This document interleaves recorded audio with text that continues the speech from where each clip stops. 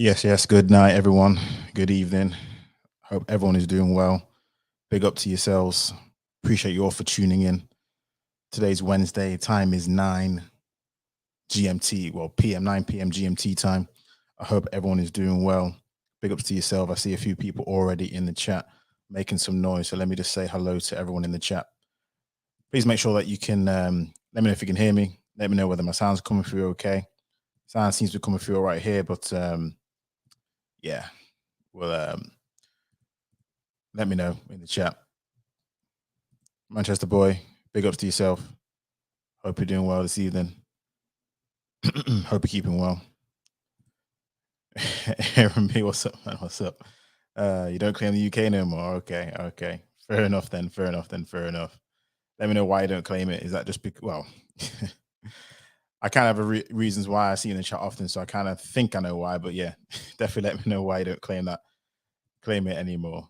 There's a classic phraseology that when I was younger, people used to say when it comes, born of it, I'm born in it, but I'm not of it. So yeah, maybe in the UK, but you're not of it. I assume that's what you mean. That's what you mean. So yeah. But yeah, big ups to everyone. Hope you're all doing well. It's been raining where I'm at right now. Well, it's just finished raining, if you like, which has been kind of a blessing. I do like the sun, but for some reason my body don't seem to be acquiescing to the sun. Even, you know what I mean? So the rain has been a bit of a blessing. I'm not gonna lie to you. Of course, the people who had severe floodings, again, my thoughts and prayers are all out to you all. So yeah, but the rain has definitely been a blessing when it comes to just keeping the temperature at a nice even keel, especially in the evening, man. It comes just difficult to sleep, bro. Oh man, I swear. We complain about the cold all the time. Then when it's hot, I'm complaining as well. What can you do with people like me? Eh? You can't do nothing with me. KB, yes, bro, yes, bro. How's it going? Yeah, my cash app. My cash app. Let me put it in the chat. Let me check in the chat because I've sort of taken out my cash app from the channel. I don't know why. I just thought, yeah, whatever. So I sort of took off my cash app. But let me just put it in the chat for you.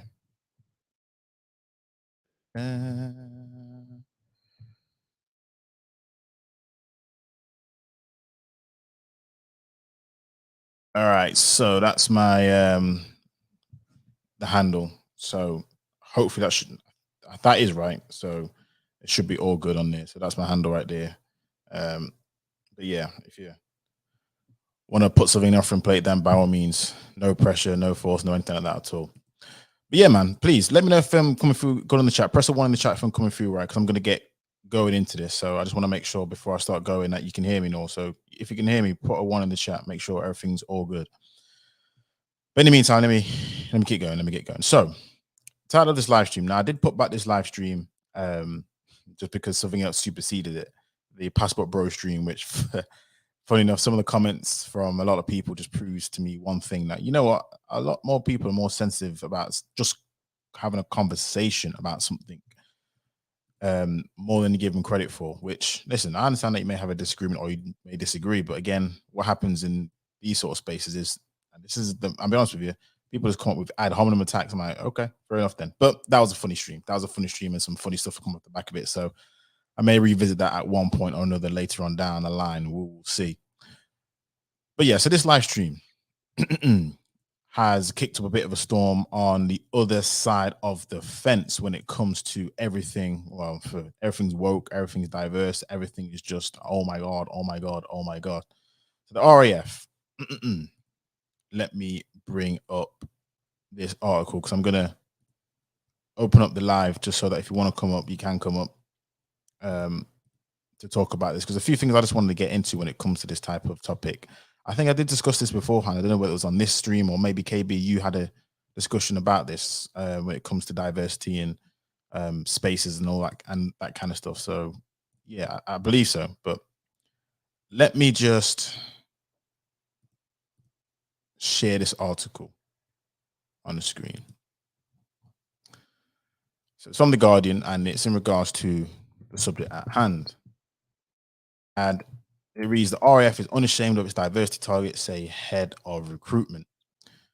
Now, the woman in charge of RF recruitment has said she's unashamed of a policy that critics claim could mean more women and people from ethnic minorities being prioritized over white men. Air Vice Marshal Maria Byford said she has slowed down the recruitment process for all candidates after figures showed the RAF was not hitting diversity targets. So already in place, we know on their side, they have their own targets that they have to hit. I assume it's enforced by the governments. I mean, even the EU governments, if anyone's aware, they were setting a target where they wanted 50% of all the, I think it was like the FTSE 100 boards, companies to have 50% women on their boards.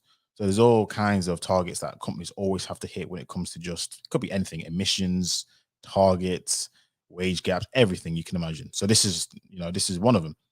The comments followed the resignation of an unnamed female group captain who ran the recruitment department at RAF Cranwell, apparently over concerns the fighting strength of the RAF could be undermined by impossible targets, Sky News reported. An MOD spokesperson said no standards will be lowered for any group to get into the RAF. I'm going to get into that in a second because that's key right there. This is where, when it comes to the naysayers, when it comes to everyone else, it's always about this. Classic line always gets touted out. I just want the best person for the job. Makes sense, right?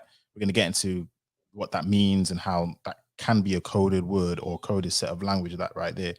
But it says no standards will be lowered for any group to get into the RAF.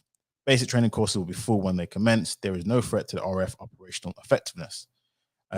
So again, Chief of Standard said that she slowed down the recruitment process, yada, yada, yada, yada. And again, here we go again. So the board meeting would be used to look at positive action legally so recruits could potentially be selected on merit, their gender or ethnicity if they pass the basic requirements to join the service.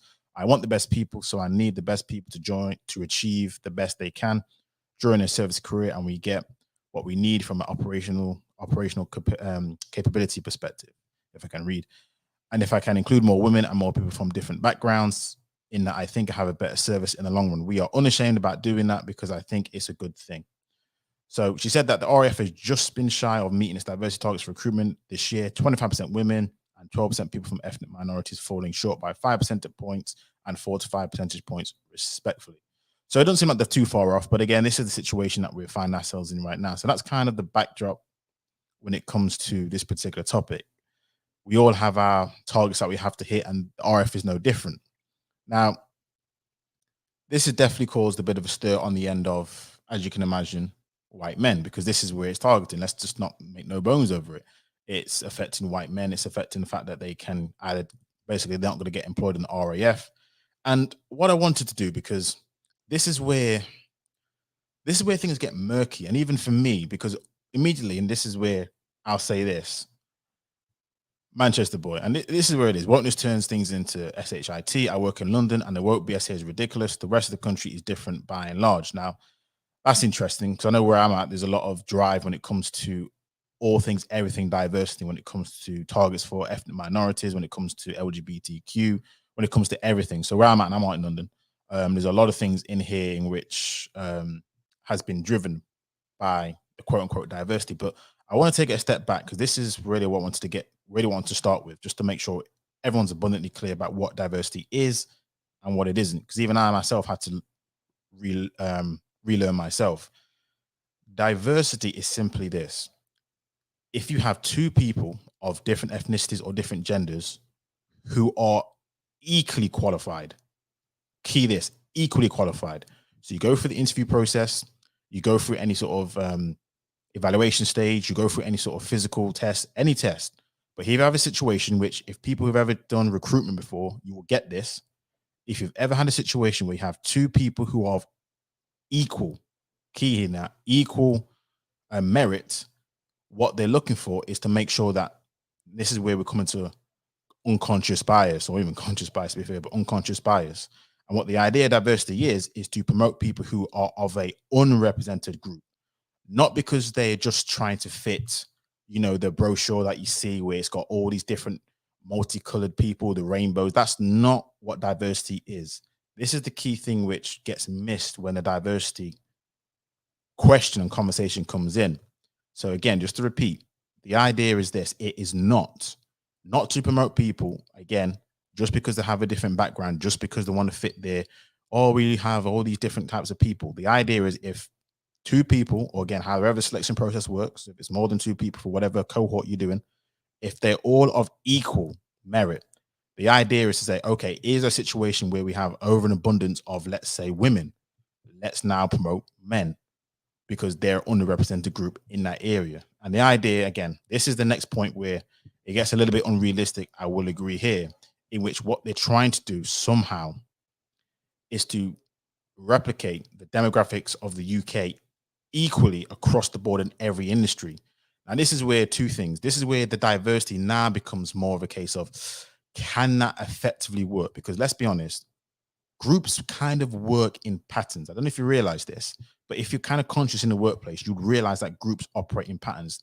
Groups don't operate in randomness. That's why whenever people try and say, you know, if, because the idea is if everyone has free choice, everyone has the equal access and equal opportunities to be able to go into whatever field that they're going to, you should have 50% here of men and women, 10% here of this. And that's apparently the utopia. So the utopia when it comes to diversity, when it comes to hiring processes, is everyone should be equally distributed across the board, no questions asked. However, is that actually realistic? Not true. Because ethnicities, let's be honest, we're not just lone wolves because of culture. We have parents, and if anyone knows anything about certain cultures, they have tendency to push their kids towards similar fields. So let's take a classic example. When you think of Dr. Patel, you have a situation where you'll have, because of that, a lot of their kids, when it comes to those families, they push them into certain areas. You're going to have an overabundance of certain people in certain areas. And because there's only a finite amount of people in every population group, it's going to mean in other areas you have a lesser population of that same said group. Again, you go into IT. Everyone goes to IT, they know exactly the demographic that's in IT. And because of that, they're not necessarily going to be expressed, or they're not necessarily going to be denoted or represented in areas like the entertainment, for example, where our people predominate. So when I hear conversations about, it should reflect the population, this sounds good. Sounds good. It really, really does. However, this is where the realism comes into place, where people actually don't operate as people expect them to do because people have their own choice. It's just like, bro, I know a lot of black people, they like music. They like getting into sports, like getting into entertainment. So you're going to see more of us in that arena. Part of it is that sort of self-fulfilling prophecy, which, when you see us being good at something, you're like, it must be something that we can do a little bit more easier, or we just have a bit of a head start in certain things. Likewise, other groups, I guarantee other groups think, a lot of us in this area have uncles, family members, mothers, fathers, and that's what usually takes place, especially back in the day, way back in the day. If you were the son of a carpenter, you'll be a carpenter. If you're a daughter of this, you'll be that. If you know what I mean, if you were a seamstress, daughter, you'll be a seamstress. Usually speaking, that's kind of how it used to be back in the day. Of course, now with the invention of opportunities and all this kind of other stuff, things have changed.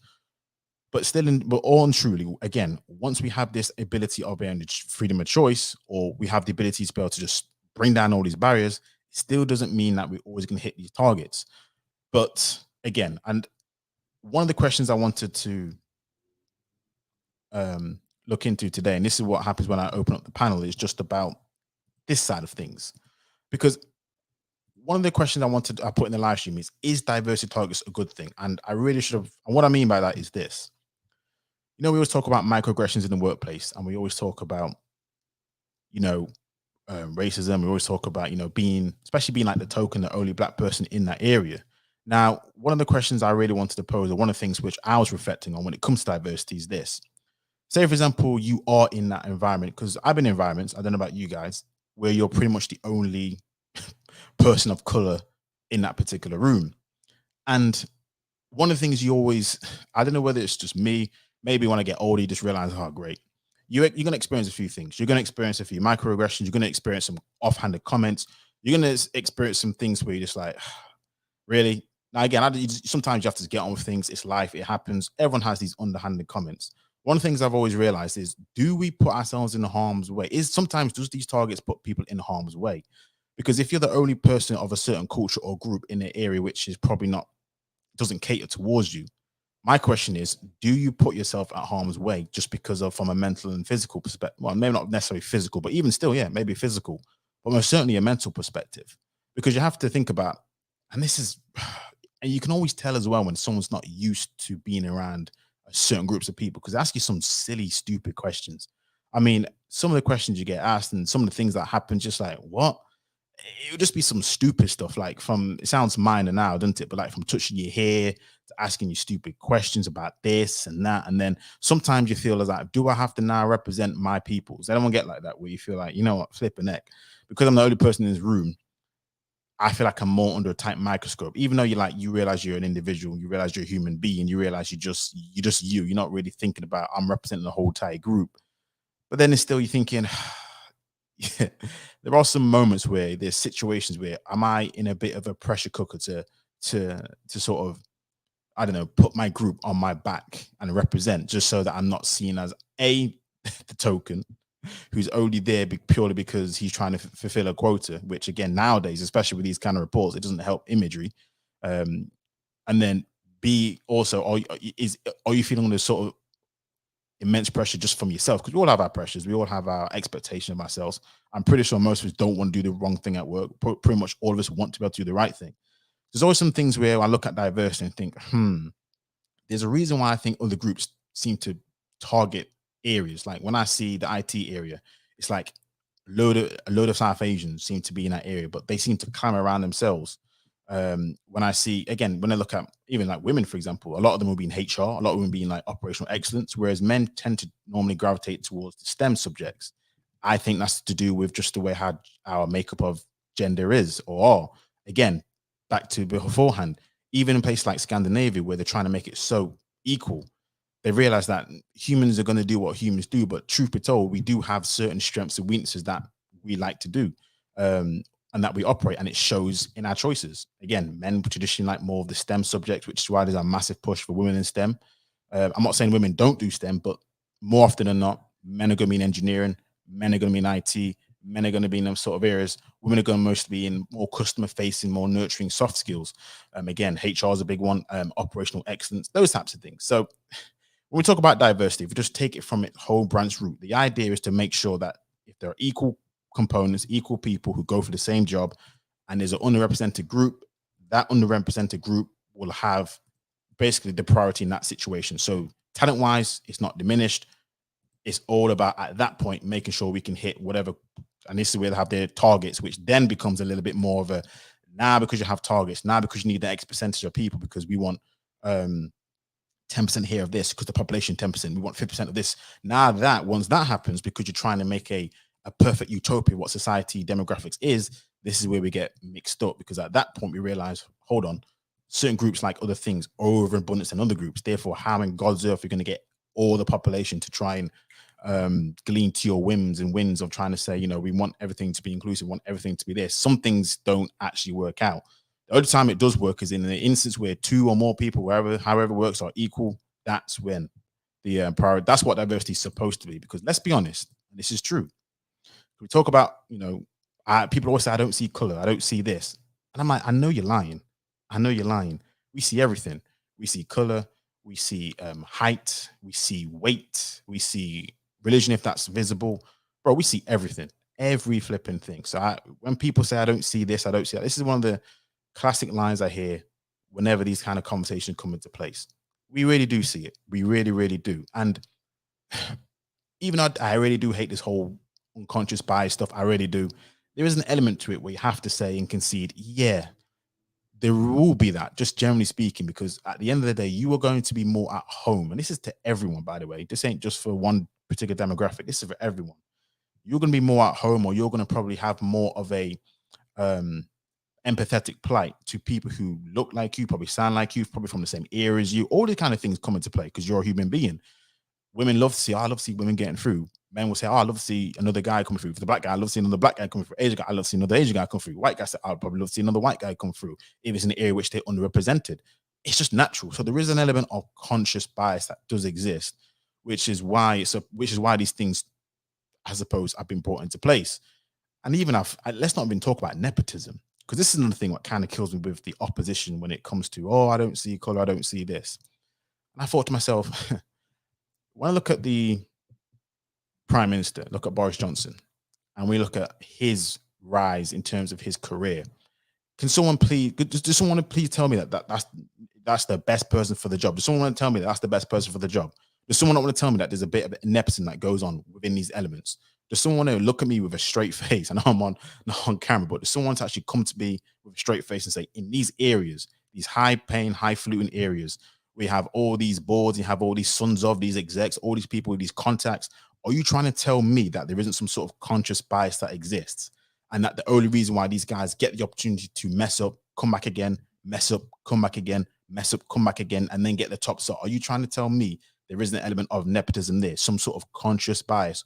I was going to say unconscious bias, but at that point, it's just conscious. I mean, it's hilarious how what happens when we can see a notable change. Because again, when it comes to diversity, we talk about notable diversity. We talk about obvious changes, skin color, religion, culture, obvious changes. But I'm like, are you trying to tell me just because it's the same white person that there isn't an element of foul play there because that person's white? I mean, I don't know. I always find it so kind of not hypocritical, but funny. And there's a bit of cognitive dissonance that just because that person's of the same hue, that means that they're qualified for the job. It's like you never hear this, I don't see color, if it's another certain demographic who gets the job. It's only when it's a different demographic where all of a sudden the expertise is into question. That person must have got it because of this. All of a sudden, that person's background has to be checked, as if these people have been running the country for the last how many odd years, not running it to the ground, have not been of the same ethnicity. Come on now. This is why when I hear these things, I've heard quite a few comments about how the nation's going down and things like that. And let's be honest, the nation's taking a real downturn. House prices, food prices going up. Cost of fuel is looking like ridiculous over the next few months, and it's going. All I'm hearing is reports of it going higher and higher and higher and higher, and yet still, for some odd reason, this is what cracks me up.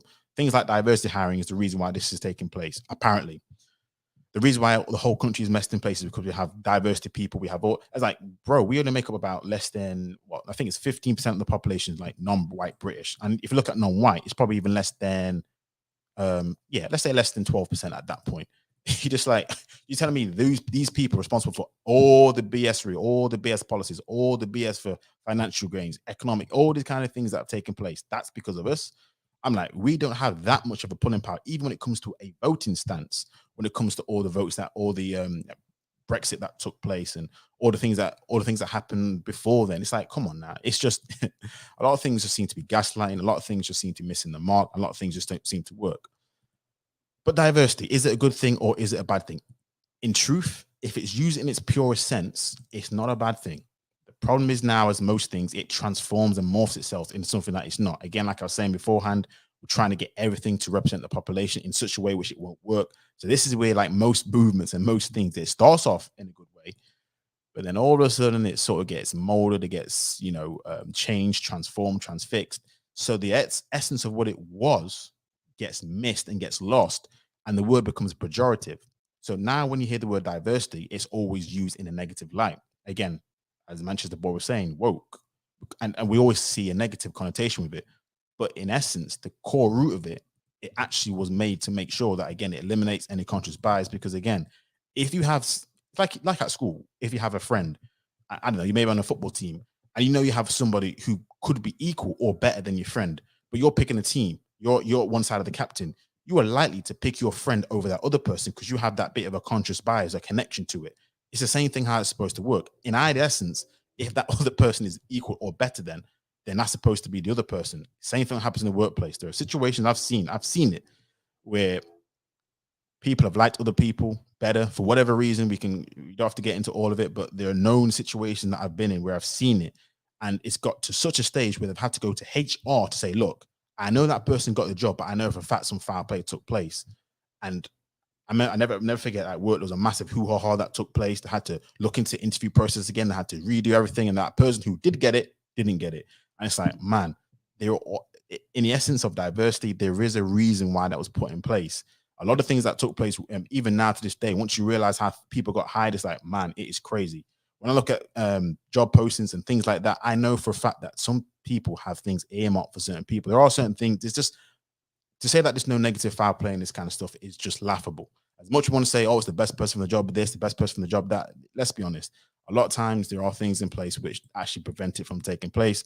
This is why we have these laws and regulations in place to try as best as we can do, stop that from happening. So in core essence, diversity is a good thing. It's not a bad thing, but it's just getting transluted and diluted into something which becomes, you just don't want to be a part of it.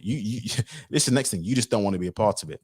And then the last thing is this: once you're actually in that environment, once you're actually all that diverse character, this is the key now. Once you do that brown face, that black face, whatever face that you are, now the question is, are you in a hostile environment?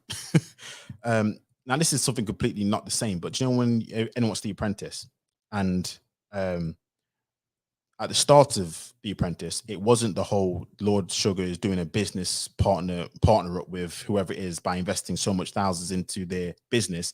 It used to be you used to work for Lord Sugar, Lord Alan Sugar in was it Amish Trust, or I forgot what his business was.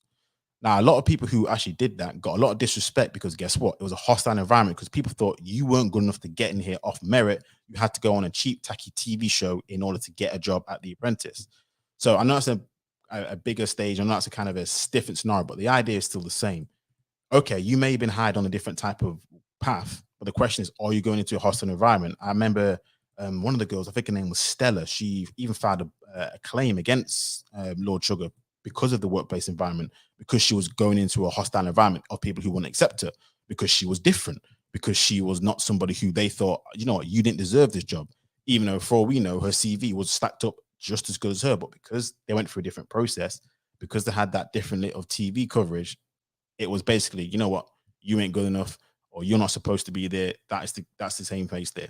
So I'm like, that's why sometimes when it comes to, I say diversity, but things of that nature, sometimes my question is, does it open up people for more hostility? Does it open up people for more foul play that takes place? Because again, if you've ever been in an environment before, again, at the links in the chat, just so you can come up, 'cause I don't want to keep speaking for too long. It is quite late in the night. Apologies, I was going to come on sooner, but you know, things happened. But one of the things I've always realized is once you're that only person, there are some other things that you just have to be mindful of. I mean, I don't know if it's just me. It might be my personality. Some people are well different. Some people just don't care about any of that kind of stuff, and I respect it. But there's some situations where you just have to sort of bite your tongue a little bit to say, do you know what? Yeah. Even though I know that's BS real, I know that's it is what it is. You just have to sometimes bite your tongue, because if you're gonna act a fool, you maybe think, oh, I'm gonna be seen as that person. But then ultimately, if you don't act a fool, you're gonna be seen as great. I let something slide, which doesn't let it slide. And it's like, do you lose that sort of, what's the word, individuality for emotions? I mean, Falcon Black did a stream talking about anti-Joshua and talking about the image that it portrays, and had a great conversation about it. And ultimately, one of the things that it just made me realize a little bit is, because this is a guy for the most part who, AJ, he's not really had too much tantrums. I don't see him do any sort of acting up at all. There may be some things where you're thinking, oh, okay, he has a little bit of a different side to him, but this just shows that he's human. It just shows to me that he has different emotions, like you and I have different emotions. We all, when we get hit, all of us aren't just going to shake it off. Sometimes you're going to hit back, and rightfully so. There's always a situation when you're in the workplace and you just a little bit, you know, you just have to move a little bit different. But then I'm like, are you putting yourself in a bit of a more of a hostile environment? I don't know. Let me know. So again, links in the chat. I've pinned it to the top. So again, feel free to come up. Feel free to jump up and have your say. But one of the last things I wanted to look at, one of the last things I wanted to talk about, and this is this is another thing off the back of a lot of diversity talk and a lot of the diversity thing, which is safe spaces. Now, this is another thing which kind of, this is for me, this whole thing is cognitive dissonance, and I explain what I mean. Because for the longest, or sorry, for the longest, for the last sort of couple of years, um, there's been this re-up talk on safe spaces and how, you know, other ethnic groups or other ethnicities, they need their safe spaces. They need to be able to talk by themselves. And the right have pretty much said, you know, we don't need no safe spaces. We don't need none of that kind of stuff. We can handle ourselves. We don't need that kind of stuff. I've seen things on YouTube where it's like pretty much says no whites allowed when it came to a common room. I think it was in the US. And I'm just like this. Again, it does, let's be honest. It does look a little bit much, doesn't it? Requiring a safe space just to have a conversation, requiring you to be almost model coddled in order for you to be able to exist in life. It sounds a little bit, especially as a guy, and this is just me, it sounds a little bit, you come on man, that's like a pussy, you know what I mean? Like, come on man, you ain't that soft. Come on man, you ain't that bad, are you? You're telling me just like saying boo is gonna cause you great distress? And that's what these safe spaces, they get synonymous with. That's sometimes when I ever hear that those words, safe space, I need a safe space, I'm like, oh, flipping heck, Are you that? Come on. It's just, if you're going to create a safe space by the time, and this is like university age, by the time they get to proper working adult age, I guarantee whenever they hear some criticism or hear something that doesn't go their way, I'm telling you, I fear for those kind of people. So there's an environment where when I hear the word safe spaces, the word itself, safe and space, doesn't seem a problem. But when we talk about the context of what it means, I'm like, come on. In essence, a safe space should just be an environment which everyone should be able to interact and talk with each other without any problems. But when it comes to safe spaces, it actually doesn't seem that way. But one of the reasons why I call it cognitive distance when it comes to safe space, and Pelu, give me a second, I'm going to bring up in a second, is because the idea of safe spaces is people say it's for segregation. We want to segregate the place. We want to do this, and I'm like, But does anyone see that story in South Africa where I think it was a particular group, white group, are basically trying to have their own sort of safe space, and how they're all trying to segregate themselves and they're all trying to keep their culture and trying to keep their things. And they want to basically have their own environment where they're not going to get trouble by anyone. They're going to have their own universities, their own education, their own way of life. Did anyone catch that? There's a video I was trying to find, but I've not found it for today, so I apologize. But you can look at it on YouTube. It's in South Africa. And then it got me thinking of something even wider about, hold on a second. Who is the masters of safe spaces? In essence, if we talk about creating an environment where only certain people can congregate, only certain people can have maybe a say, maybe a rule of law, then I'm like, hold on a second. Historically, who have been the masters of safe spaces? We know who it's been. Think about it. How in God's earth do a place like South Africa, where they're the minority, does a situation like apartheid happen? That's a safe space. Segregation in the US, what do we think that is? That's a safe space. They're creating environments only for themselves in which they have the preeminent rule and preeminent dominance, and anyone who doesn't look like them, guess what? They cannot be there. That's safe spaces. Even when it comes to this, because people say, oh, but that's so many years ago and we've learned different, we've done different, we like to integrate. This is what I always hear from, especially when listening to a lot of these white Brits. They always say, oh, we like to integrate, we like to do this, we don't care for this, we don't care for that, we don't care for this, we don't care for that. I'm like this. Sure you do. Sure you do. Sure you do. Because I'm going to bring this up. I'm going to bring this up. And after I bring this up, Taylor, I promise I'm going to bring you up here. Because I mentioned this kind of, I think, in the last stream beforehand about how Brits are seen as the worst in Europe in terms of everything, in terms of their loutish behavior, in terms of how they congregate, but most certainly in terms of how they immigrate. Now, I'm going to show you something here because I always hear that, oh, you should integrate to our society. You should be creating these extra curriculum spaces, these safe spaces. You should be creating this. I'm like, yeah, again, fair enough. You're in another man's country. You should, do as the Romans do. When in Rome, do as the Romans did. Isn't that right? But what kills me? I'm like, that's not what they do. Now, this is British immigration in Spain on Wikipedia. Now, we all know that Britons, if anyone speaks to them, a lot of them, they do reside in Spain. It's one of the largest British-born populations outside the UK. Definitely large in Europe. Most of them go to like New Zealand, Australia, because again, it's language, etc., similar sort of culture. I want to just read down here because it comes to social issues. I'm just going to blow this up a little bit because this is what kills me the most. And this is when I talk about cognitive dissonance. Now, research have shown that most of the British population in Spain is poorly socially integrated into Spanish society. Let me read that one more time, because this is the complaints that we always have about us over here, that we don't integrate. A lot of us, even I don't think we are the primary group who don't integrate. If I'll be honest with you, I think we're the best integrated. But research has shown that most of the British population in Spain is poorly socially integrated into Spanish society. A survey of 340 British migrants in the province of Malaga, for example, found that 1/3 rarely or never met Spanish people. Let me read that again. A survey of 340 British migrants in the province of Malaga, for example, found that 1/3 rarely or never met Spanish people, apart from in shops and restaurants, and that 60% did not speak Spanish well. We all know Brits, English-speaking the country's languages, the only language they speak is English, and they expect you to learn English. I've seen people saying, where's the English people in Spain? That's how they come across. That's how they are. So I'm just like this. They've even had a number of initiatives to launch to improve the integration of British migrants into life, including language course provision. And again, it goes down to here talking about how the crisis that happened in 2008 has forced a lot of them to not be able to go to the UK, etc., etc. But do you see what I mean when, again, this is where I talk about cognitive dissonance. This is where I talk about how other groups operate in a similar way, which people don't let you to believe. And it's just hilarious. It's just hilarious. It's just, this is how I see it. Anyway, Pelu, how's it going, bro? How's it going?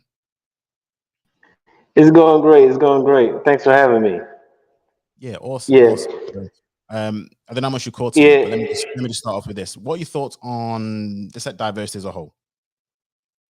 Do you agree with the whole It's diversity? complicated. I mean, it's complicated because the first thing the first thing that made me want to come on was to talk about the RAF thing, and Yeah, the reason I want to jump to that first.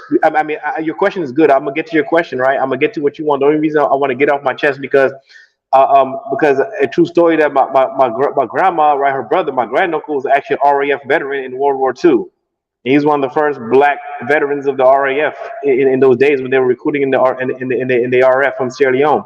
He eventually settled in Birmingham, and his wife was actually German. He actually married a German woman after the war, but he was in the RAF. So, and I remember those days. It was difficult for blacks to be officers and pilots in the RAF, and he was one of the first set of blacks in the RAF, and when they were recruiting from Sierra Leone, and of course there was also some Caribbeans too who were there in those days. But in the early days, they were one of the first RAF people who were black. My grand uncle Leopold, last name Leopold. He's my grand uncle.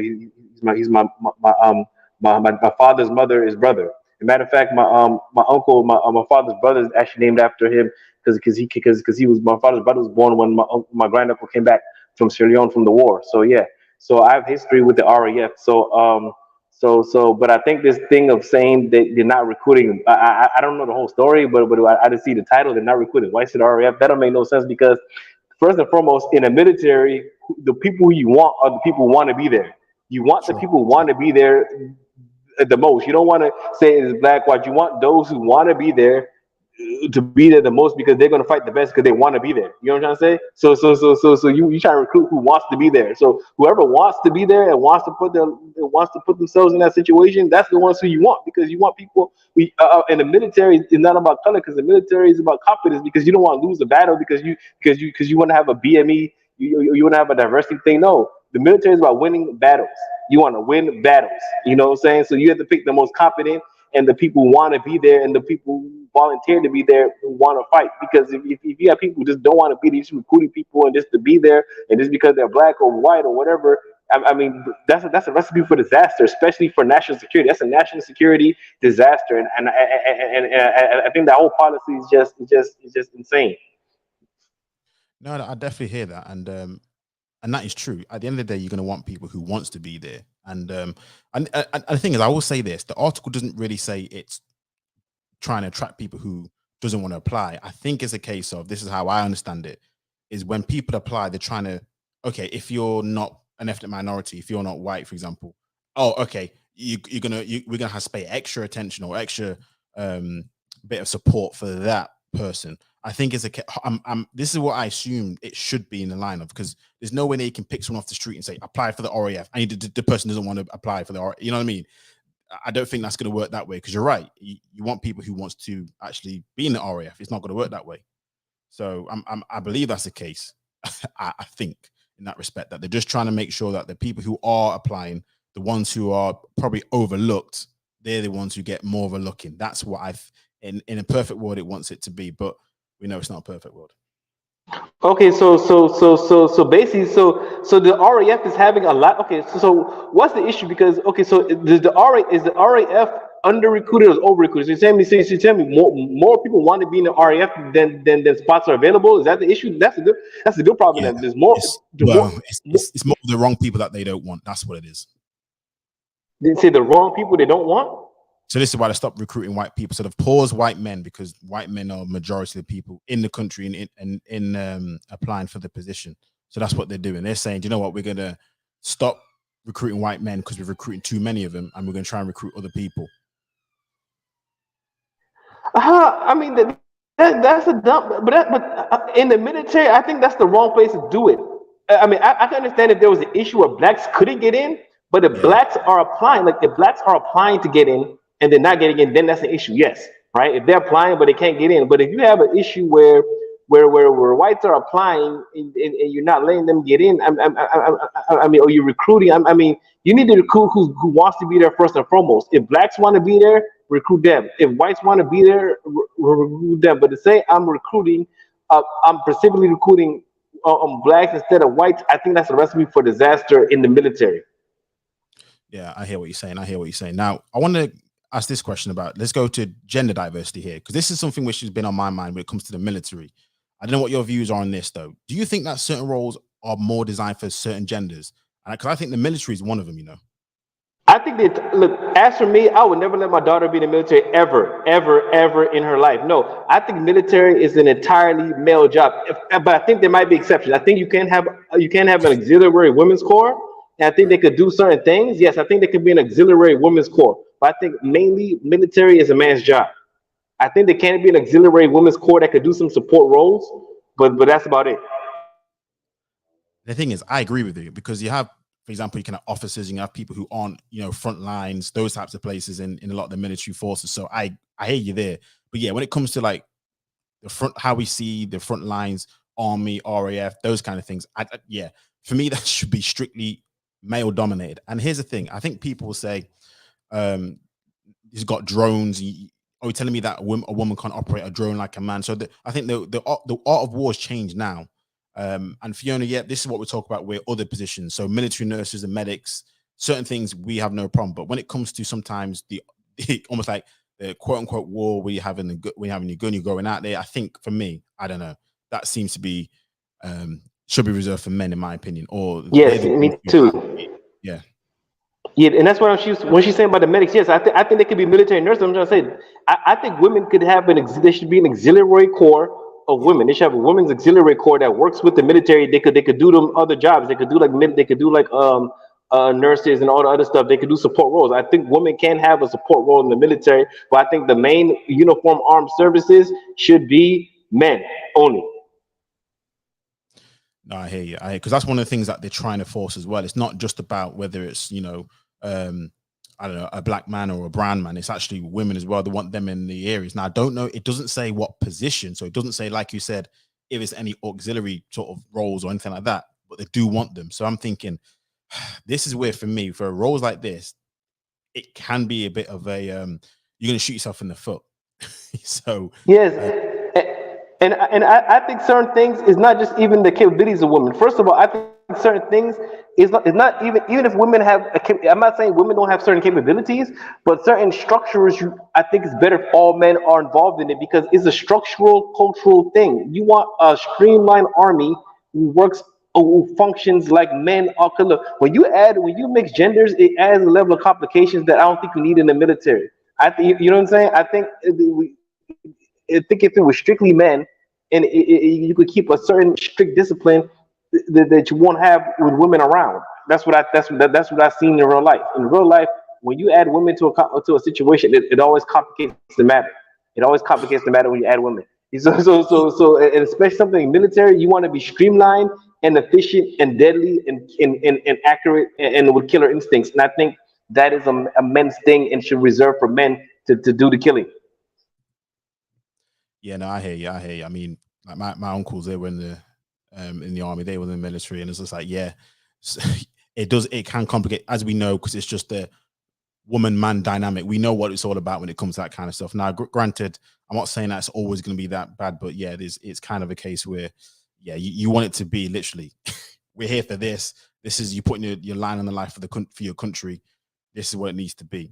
Now, there's another school of thought with when it comes to that side of things, because when we talk about men and the gender divide, it's clear biological differences for strength and speed and whatnot like that. But there's even a conversation when it comes to ethnicities. I give an example. When I was younger, when it comes to the police force, especially where I was living, you had to be at least 6 foot tall, and really you used to have some sort of military or some sort of special agent or some sort of experience like that to be a police officer. That's what you used to have to be in my particular county. Other counties was like, I think it was 5'10", 5'11", but you had to be of a certain height, a certain stature. So we always used to have this impression of police officers of these big, bald head white guys. That's what the police officer used to be, at least in my county when I was younger. Now, with the diversity hiring, what they've had to do is lower the height requirement. Now, people may argue, what's the big deal with height?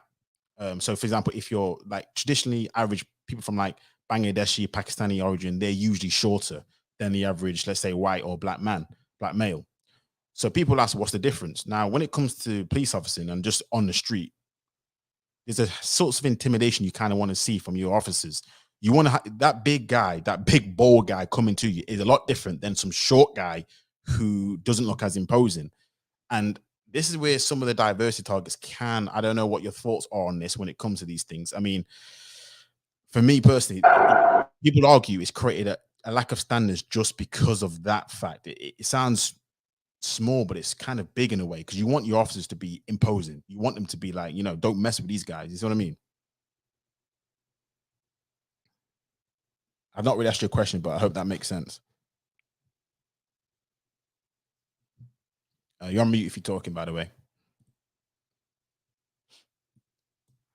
All right, okay. When you get your sound all sorted, I'll just message you in the back chat. But the reason I brought that up is because this is one of the reasons why, again, and this goes to the point I was made in the chat about standards and whatnot having here, because once you try and include everyone, there are genetic differences that exist just on a physical attribute. Not necessarily, we're not talking about intelligence, not getting into all that conversation here, but even on the average when it comes to genetic aspect, where certain groups have more of affinity for, let's just say, fast speeds for 100-meter sprinters when it comes to long distance running, even things like that, maybe down to geography where we're born, whatever may be the case. That's another thing which may stop the effectiveness of a particular, especially when it comes to fields like this. I saw this video where they had these, again, I'm not knocking women. They had these women officers trying to restrain some sort of 6'3" black man, and they couldn't do it. They just couldn't do it. Yeah. There was a video there of these women trying to restrain this black guy, and he was able to just dust them off and just run.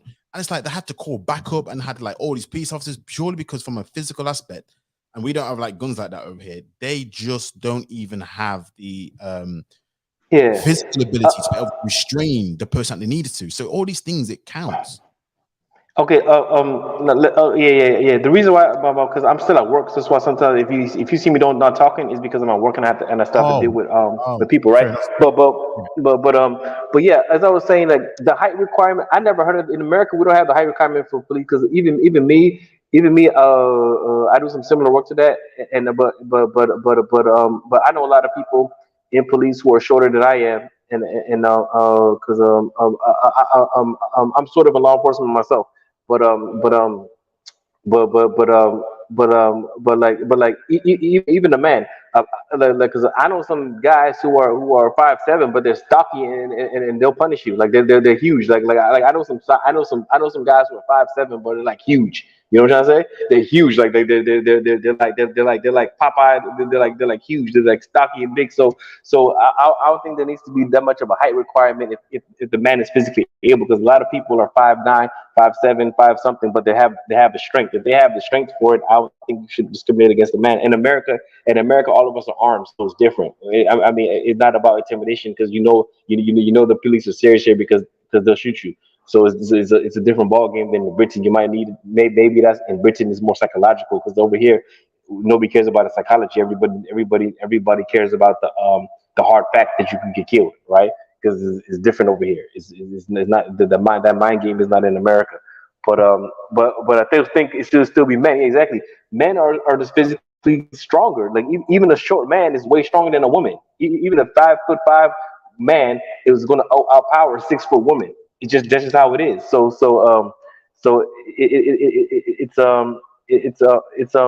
I think there should be some requirements, but what I'm gonna say is that this gender equality is an illusion. It's an illusion that we need to get rid of. You know what I'm saying? Because no matter what, gender is not a social construct; it's a biological reality. And until we admit that gender is a biological reality, we're gonna have this problem. And it goes way beyond higher. And it goes in all aspects of society. For some reason, some people are hell bent on erasing the biological reality of gender, and that cannot be erased. Thank you very much. No, I hear you, and I definitely hear what you're saying. And this is it as well. I mean, at the end of the day, as much as we want to say that everything's accessible and open to everyone, there are certain, and this is where again we're being very specific with the field we're talking about. We talked about the Army, RAF, and that area, as also when it comes to the police force, just because that's the line of defense. When we talk about men being the providers and protectors, well, it also kind of establishes itself in reality, doesn't it? Where men will typically go out in different fields, even when it comes to like building. Again, you ever go to the building trade, you generally, I'm not saying always, you're generally going to have more men in the building trade all those types of areas when it comes to plumbing, electrician, because that's again the quintessential builders of society. Your grey collar workers, your blue collar workers, they're your builders and protectors. Therefore, it's very going to be very unusual, in my humble estimation, to have a group of people who are meant to be built, their physicalities made for that role in terms of protecting a household and building a household, and it's kind of not going to translate in reality. I know because we live in this modern day world, in terms of we have so much technology advances, we have cranes, for example, that you don't need the same physical strength. You have again, I talked about the drones. Again, warfare is now on drones now, isn't it? Let's be honest, it's like a computer game. I mean, you don't really need a gender bias when it comes to that. But there's still aspects of that where you're like, it still would likely mean that, let's be honest, more men will go into that area regardless of what technological changes have happened, because it's that protector role, it's that building role. Whereas again, women usually go into roles which suits, generally speaking, a lot of their aspects that they excel better than men do. You know what I mean? It happens. Hey, yeah. I want to respond to a comment that Fiona made. She says, "I think there are times when female police officers are needed," and I actually agree with her. I actually agree with her. I think in police they could have some female roles in police, because like, for example, you don't want men checking the crevices, you know what I'm saying, the Yeah, private crevices of women. You don't want that, right? And even the military, I think you could have some military police. I think that's what I'm saying. I think women could even have. That's what I'm saying. I think the main military should be men, but I think there should be women support roles, and I think some military police roles can be filled by women in terms of special things like checking women and things like this. So I think that, yes, there can be some auxiliary roles for women, even in the military and even the police. There can be women roles. I do think you need some female police for certain things. Especially you need certain, especially even in women's prison. I think you need a lot of women guards. I think you can still have men guards around the prison, but internally you still want women. You still want women guarding women internally, because you don't want men raping them and stuff like that. So yes, I do think there's a role for women in these type of things. But the problem is when we just we try to be totally ignorant of the biological reality of gender. You know what I'm trying to say? We yeah. can't we're taking overboard by not realizing the biological reality. So yeah, Fiona, the point you made is great. That is a good point, and I agree with that point. I do agree with that point. No, absolutely. And the case example, I don't know whether you heard about this, but again, another UK based, so I apologize.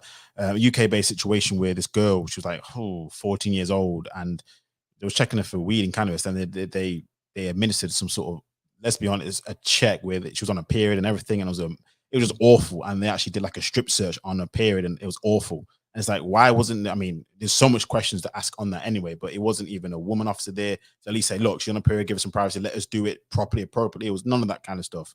And so, yeah, I definitely agree on certain situations we do need representation. But I got to ask the question to Fiona, then you can put it in the chat. Who would you feel more safe with in this sense? Would you feel more safer if you called the police and a group of women came out to assist, or a group of men? Or would you rather have it a mixed? That's kind of the question, really.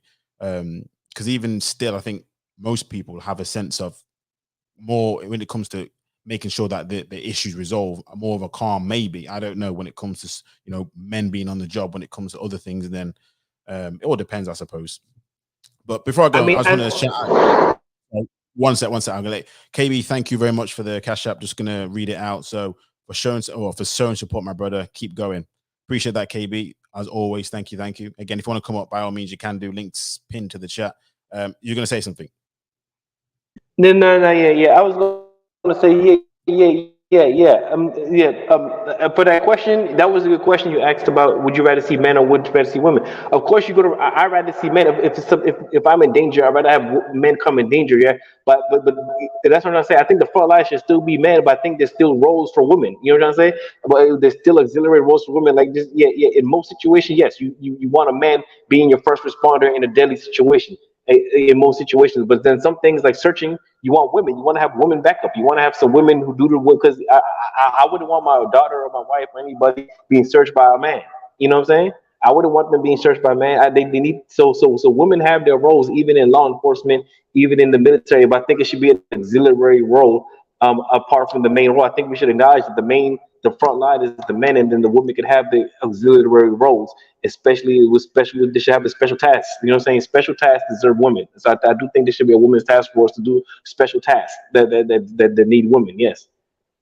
No, I hear you, because there's a level of, let's be honest, calm that a woman can provide, and especially circumstances which men probably don't have the greatest handle of, being able to be more empathetic towards situations. So yeah, for sure, there's situations where it could definitely work. I just want to sort of switch gears on another sort of subtopic I had regarding safe spaces. I think I may think I know what you're going to say on this one, but what's your viewpoint on safe space at all? Whether it be in the workplace, whether it be in universities, whether it just be in general. What's your viewpoint on safe spaces? It's difficult because I mean, when I went to college, it was before safe spaces became a thing. I'm a little bit. I'm 36, so when I was in school, I was in college. It was from 2004 to 2008. So it was a long time ago. I went straight after high school. So I mean, that's before safe spaces became a thing. So I missed the safe space era in terms of school. I missed the safe space era then. In work, I don't really deal with too much safe space. I mean, of course, in work, you always have to be careful. Even before that, everybody always knows something you don't talk about. You don't talk about religion and politics at work. You know what I'm saying? In work, you always have to be careful, and so that's always the thing. You know what I'm saying? Because you don't want people to be pissed off or some funny things. But of course, I think that was getting worse, and I just be real quiet. I don't talk to I don't really talk to people I don't know personally, and I don't have a personal connection to at work. I just don't, just because of those things. So these safe spaces is like is so I avoid the whole topic in general just by being quiet. So but I don't know how far it's gone to college. I've heard about the colleges, but I wasn't there. I wasn't there for the college era safe spaces. And then even when I went to college, I went to a black college. I don't know if we had, and I went to all men's college too. I went to Morehouse. I went to all men's college. So Okay. we didn't have this type of stuff. Yeah, no, we didn't have this stuff. no, it's interesting because safe spaces is kind of where, and this is where I wanted to ask whether you've been in an environment where you probably felt like you needed a safe space because you've probably been the only, let's say, black person in a working environment. So I don't know about your working profession, in which you've been in an environment where, I know you say you stay away from certain topics, but even like during the whole last few years, there have been sensitive conversation that must have appeared for a lot of people. And I don't know if you've ever been the only sort of person, only black person in that group. And do you ever feel as if you have to be super duper careful? And would you need some sort of space where you could have been more open and free, hence a safe space where you may have been Well, luckily for me, my whole life I've lived in all black areas. I went to all black schools, went to black colleges. Even right now, I work for black owned businesses. I live in DC. It was called Chocolate City. I grew up in Chocolate City. Even the town I live in, the northern, right outside DC, is 90% black. It's like literally, you barely see a white person. Like it's very. We just started having Spanish people start moving in, Hispanics, but before that, it was just all black. You know what I'm saying? So I've never lived in the white area in my entire life. I never lived in the white neighborhood since the day I was born. I don't know what it is to live around white people. I mean, I know white people, but I never lived in a white dominated area ever in my life. I've only lived in black dominated areas since I was born. The whole area is black. Prince George's County is all black. So I mean, I never had that experience where I felt. But then again, like for example, like for example, I would never go move to all white area. Like I would never go move to West Virginia. Cause like in our area, DC, we have the stereotype of West Virginia, like it's just a place where there's a bunch of white trash country hicks and they're gonna kill you if you're over there. So like for example, I'm scared to go to. I would never go move to West Virginia, no matter what. Even though I know some black people live there. I actually know some Sierra Leone people live, but they live in the border. They live in Martinsburg, and there's a train that goes there. The commuter rail goes there, so they catch the commuter rail and they come down to the city. But with me, I would never live in West Virginia like that. You know what I'm saying? Just because I have a stereotype in my mind that. I'm not saying all white people in West Virginia are bad, but we just have a stereotype that if you live in West Virginia, there's a number of rednecks who are going to kill you if they catch you outside at night. You know what I'm saying? So I get what you're saying. So yeah, I personally have avoided.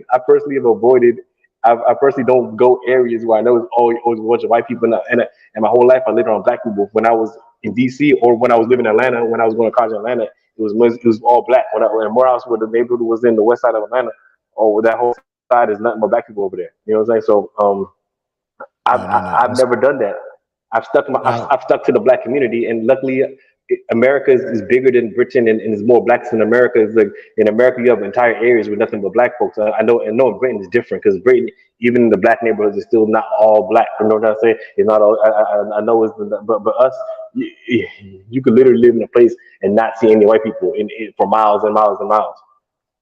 No, I mean, to be fair, that's one of the things I do get a bit jealous of, not in a way which is horrible, but just in a way where, you do get that real experience where you have your people around you, so you get to see a lot more of a mixture of, again, you have middle class environments particularly, as obviously well as your upper and lower class. So I do definitely get a bit jealous like that. So I'm gonna, and DC, I've heard Chocolate City, so I'm gonna want to visit there for sure soon.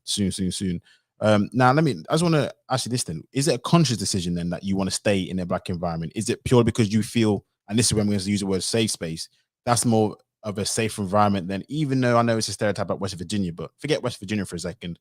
What's if it's, I don't know, like New Hampshire or something like that, or Maine, another place where it's predominantly white? Is it the same rules apply? Is it because you think, or there's a stereotype of just being around your own people creates a more safer environment than being around, than being the only black face for miles, for example?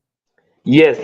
I'm afraid. Be honest with you though, I'm afraid of being the only black face for miles. I'm afraid of that. Yeah, yes. I'll be honest with you. I would not live in a place where I'm the only black face for miles. No. If it's mixed, yes. But if I'm the only black face for miles, I would not want to live there, because I'll always be in the back of my mind thinking that, oh, I'm a target. I'm basically sitting duck. No, that's fair, bro. And I do think a lot of people do have that same viewpoint. So again, going back to my cognitive dissonance, where a lot of Brits over here are complaining about a lot of things where people aren't integrating, people want these safe environments, people want this. When actual fact, all groups kind of operate on the same way. Whether they go abroad, they want to create their own enclave of people there, just so that they can have their own culture, their environment, they have their own safe space. So yeah, it definitely sounds like something, but truth be told, in a way, we always try and create our own safe space in the more ways than one. It's comfort. It's about comfort. Like people do what you're used to. Like me, I told you, like I have stereotypes. I'm not saying all white people are bad, but it's just that when you grow up in the culture that for hundreds of years was entrenched with racial caste system, you always had a suspicion in your mind. You know what I'm saying? I have this. That's why I wouldn't be a place where I'm the only one. Don't get me wrong. I might go visit a place like that. I might go visit there. I might do it. Don't get me wrong. I might do it, but it won't be my first choice. It would definitely not be my first choice to live in a place where I'm the only white face and black face in miles. Like I might, because at the end of the day, it's only God that protects you. I can't let these stereotypes hold me back, right? Because at the end of the day, it's only God that protects me. And don't get me wrong, you can live in the black neighborhood and be just unsafe. Like it's not really safe around here neither. Like where I live at is not necessarily safe. Like my particular block, my neighborhood is safe, but once you leave the other side of my neighborhood, the other side of my neighborhood is really rough. Like I live right outside the slums. So like a couple blocks down the street, or just when you cross over one highway, you're in the middle of the slums. And it's not really safe over there. People are insane. It's like living around black people is not necessarily safe neither. I'm more comfortable because I know how to deal with the insanity of black insanity than the white insanity.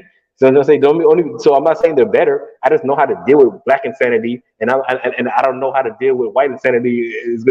I'll be like a fish out of water. You know what I'm saying?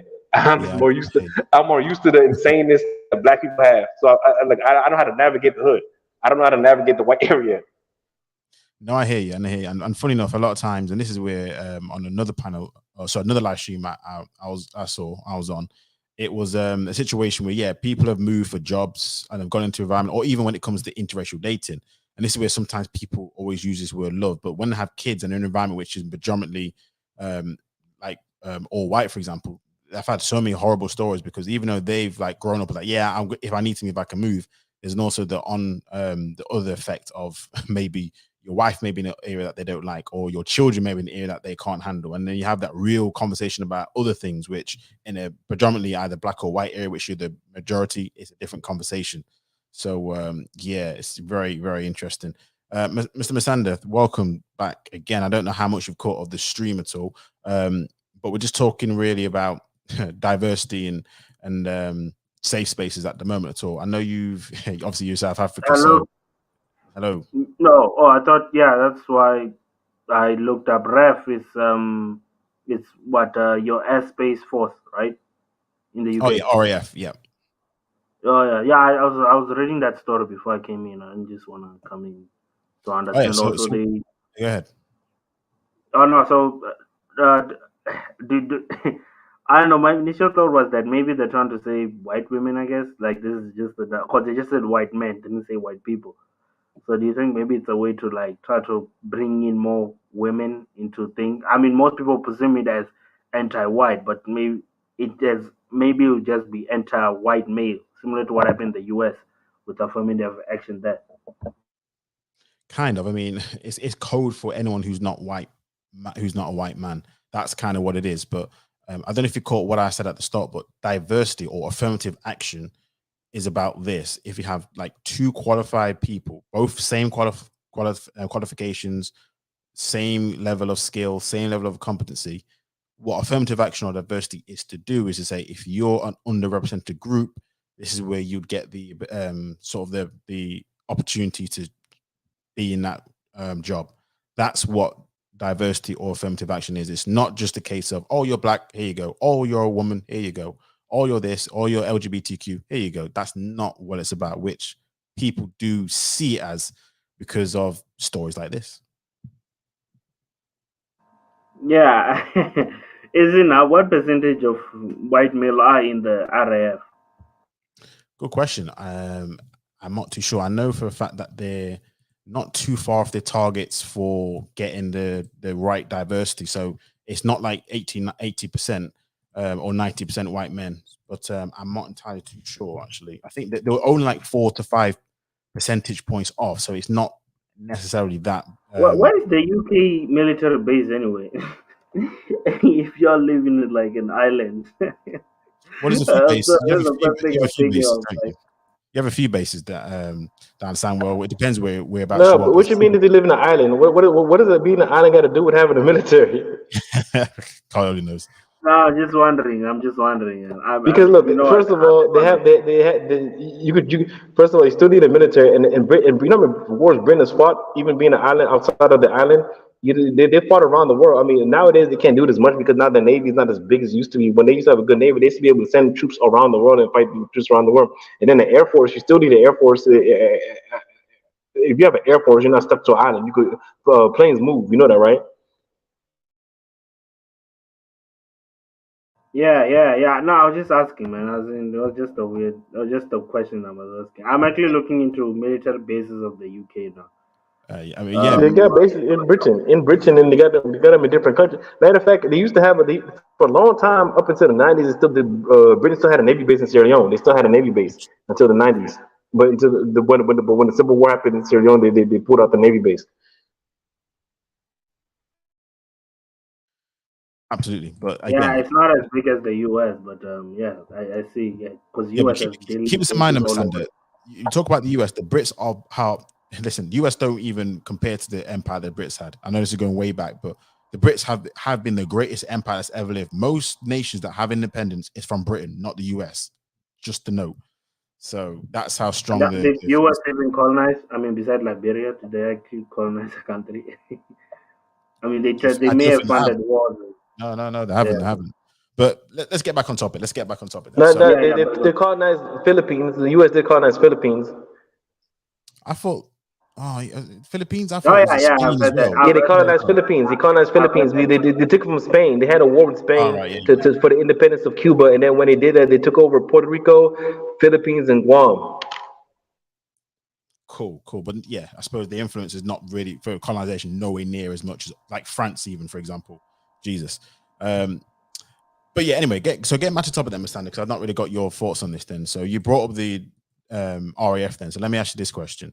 Do you believe in having a diverse military force? So do you believe in that in general? So do you believe you should have 50-50 men and women? If you have 20% white men in your country, it should be 20%. If you have 80% black people, it should be 80%. How do you see it? I don't think percentages will be. I think the military should represent one mainly the natives of that country. But then yeah, let me just say majority should always be the natives. That's what I believe. Or at least because they will be most loyal, or if anything would just break out. So, yeah. No, that's a very good point you raised there, and that's something I was going to ask about. So, do you think that only natives are likely to be the most loyal then when it comes to protecting the country? Do you think, man? Yeah, obviously. Do you think would you said where you're from, Trinidad or something, right? Like if you're in the military and they had to have a war with Trinidad, would you be willing to go and shoot your people if the UK was doing, like, let's talk about the situation, or let's say you were Nigerian. Like I just don't see how an actual Nigerian was raised by a Nigerian mom and dad is gonna be comfortable having war with a Nigerian general. Sometimes I think that's why a lot of US never try to have wars with Bantu based. You know what's a Bantu, right? Like Bantu people, Yeah. Bantu based people. I think there's a reason for that. There's a reason why in Africa they'll go for an Arab country or something, or Libya, but they won't go for like poorly Bantu because they probably think they will hesitate the Black Americans or something, and even you guys. So I'm just saying. No, that's not the reason. I don't think so. I think most people will fight. Like, for example, in America, America has a lot of foreigners who join the military to get citizenship, and they fight with distinguishment. Also, historically speaking, I'm gonna give you one of the most famous military units in history. One of the most famous military units in history, or military force in history, is called the French Foreign Legion, which is historically made up of all foreigners and who fight for the French, fight for the French army. That's one of the most decorated and historically recognized legions in the world. Is the French Foreign Legion. That's a whole Foreign Legion. Everybody can Google what I say. That's That's embarrassing. It's It's not embarrassing. embarrassing. They have the French Foreign Legion is deadly. The French Foreign Legion has been around for a long time and it's been really effective. It's been around in the Mexican War. They fought in Mexico. They fought around the world. You think black men fighting for?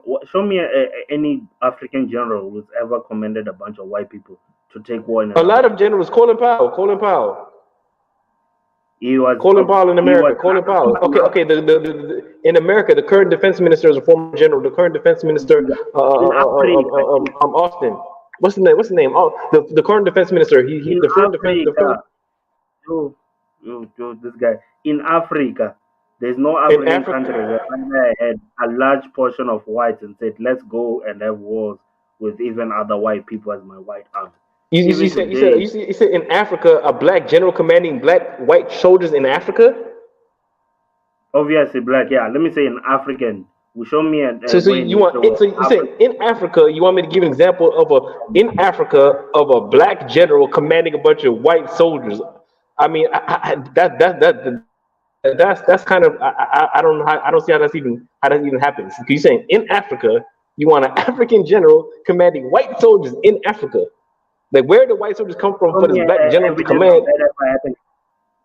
I'm asking show me an evidence of that ever happening. No, of course I don't. I'm trying to even see the practicality of that question, because you're saying a black general. It's embarrassing that black people are bragging about fighting in white people's war and being commanded by white people. That's what you call it, white people, but a lot of people in America, they still look. For example, if you come to America, I live in America in Washington D.C.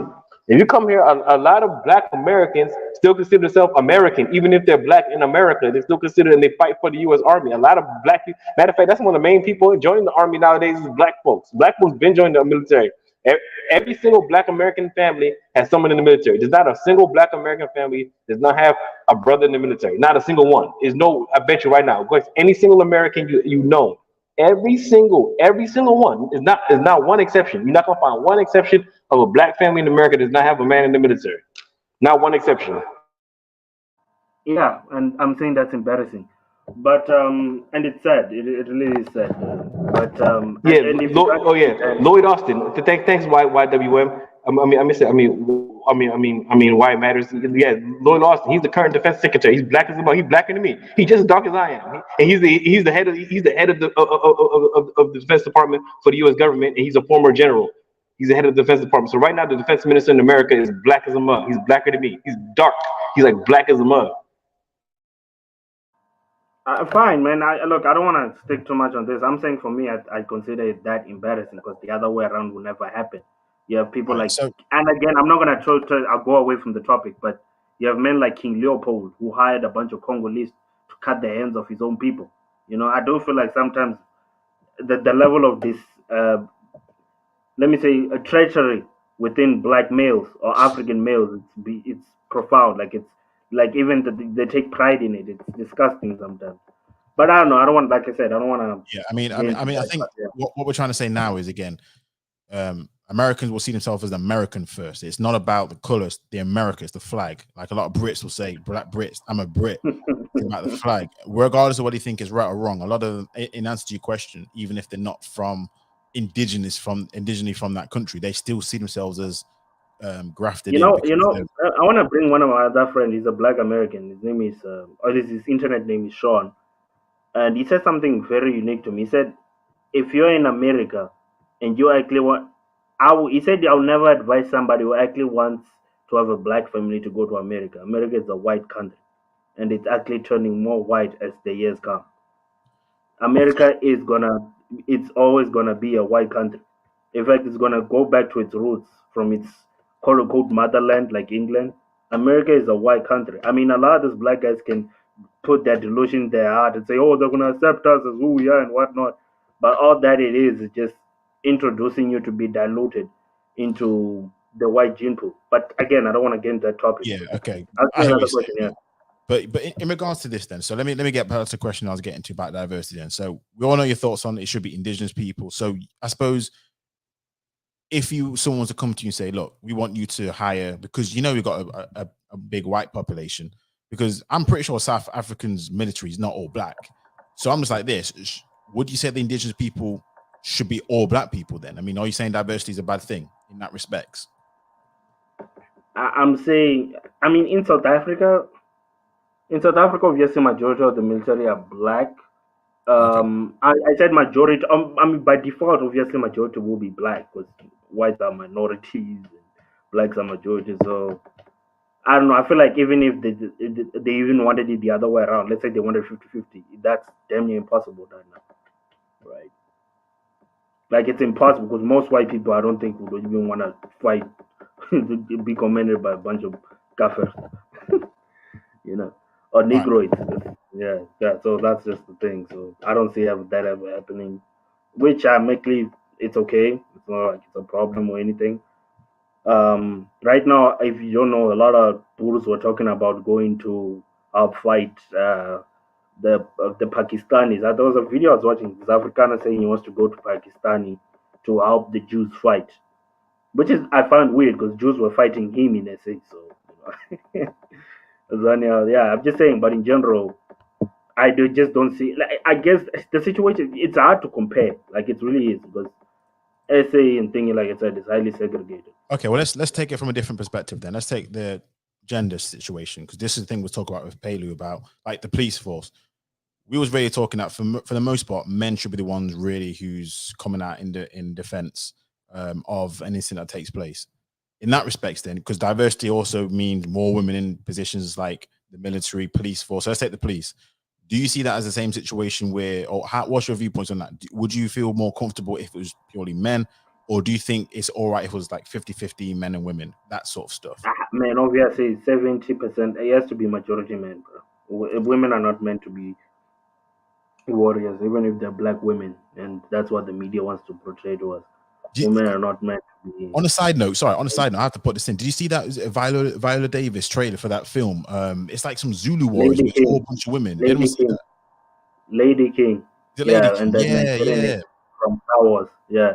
And then they're all just holding a bunch of pangas and just a Oh, knife. They call them pangas. Yeah, they're holding a bunch of pangas and marching like, yeah, we're gonna beat a bunch of men holding these knives. To beat a bunch of white men with guns with a bunch of knives. I don't know. Like I don't know.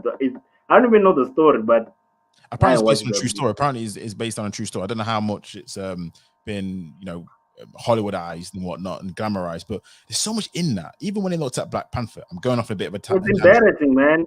But It's embarrassing. It's sad that like I wish more black men would call that shit out a little bit. Like this image, the media tries very hard, and it's funny that our people, just absorb the BS they try to. Because white people have more control on what black people have to become than black people. You know, like we cannot normalize women fight like this idea that women are gonna fight a war has never.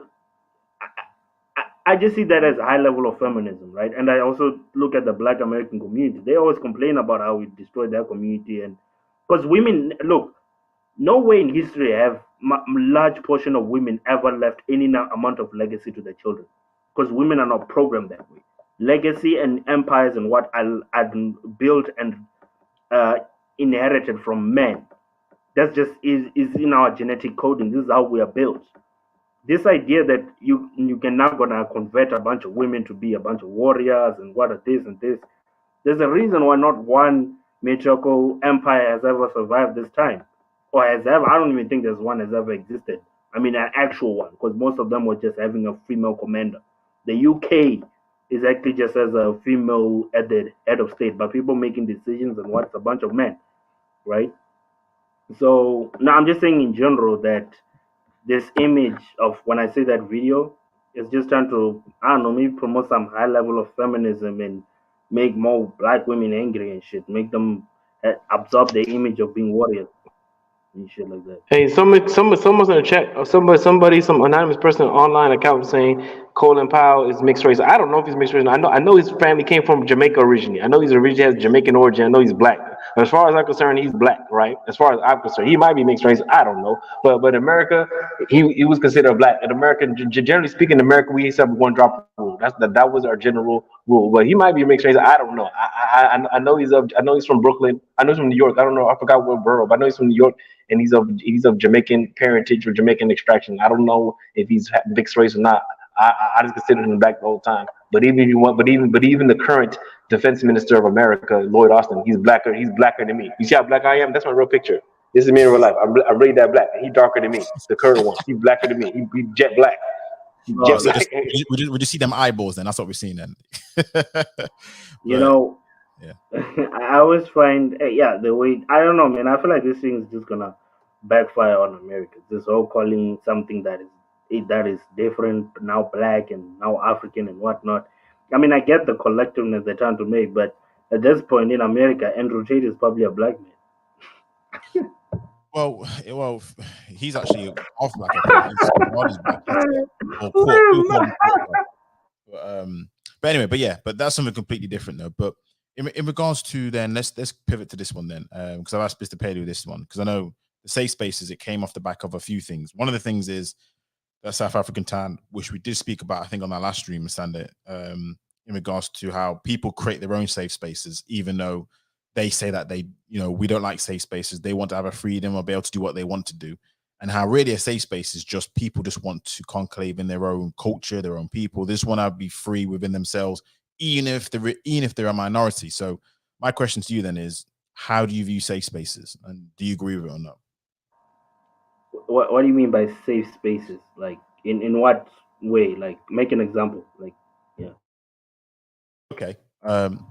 So safe spaces, I know what safe space is. Like I know you mean a place where you can just say what you want, right? Like kind of. It works differently in different organizations. I will admit this. So sometimes it's for people who are vulnerable, so they have a safe space where they can be share their views. Maybe in the workplace, you need a safe space if you're maybe needing to talk to somebody. But also, I think just extrapolating that, a safe space could also be a community that's formed. Do you know how immigrants, they form their own community? For me, that's like a safe space, because they want to, not necessarily integrate, but they want to be like a salad bowl. They want to be their own little Italy, their own little Nigeria, their own little Pakistan, their own little South Africa. For me, that's kind of like a safe space, in my humble estimation. That's what I mean by a safe space. So what's your question about that again? Do you agree with it? What's your views on that kind of thing? Or if people want, okay, this is how I'm hearing it. Do I agree with people that want to be in a room where they can say whatever they want and do whatever they want? Do I agree with that? Yeah, there was a situation in the US again, in the college campus. No, I just want to understand. I'm not saying it's wrong. Yeah. I mean, I have no control on what should happen in that space, but I mean, I get your point a little bit. Like, I do get that. I do get that some people maybe might start saying some, I don't know, some things that are not, I don't know, I felt like it, because I think most people when they hear safe space, they think a place where a lot of raw topics can just keep spoiling and spoiling, and then now you have a bunch of men with fucked up mindsets, and because the safe space, there's no one who was correcting and saying, "Yo, that's wrong to think like this." It rots to a point where they do something dangerous in the real world or something, or at least outside of their safe space. Like, so do I agree that it's? I mean, no, I don't. I think people should try to be in spaces where there are people that would would say something counter to that, right? It's important that you have people that will counter your logic, so that at least which would actually help whatever you're even thinking about to you know what I mean. So I no, I don't.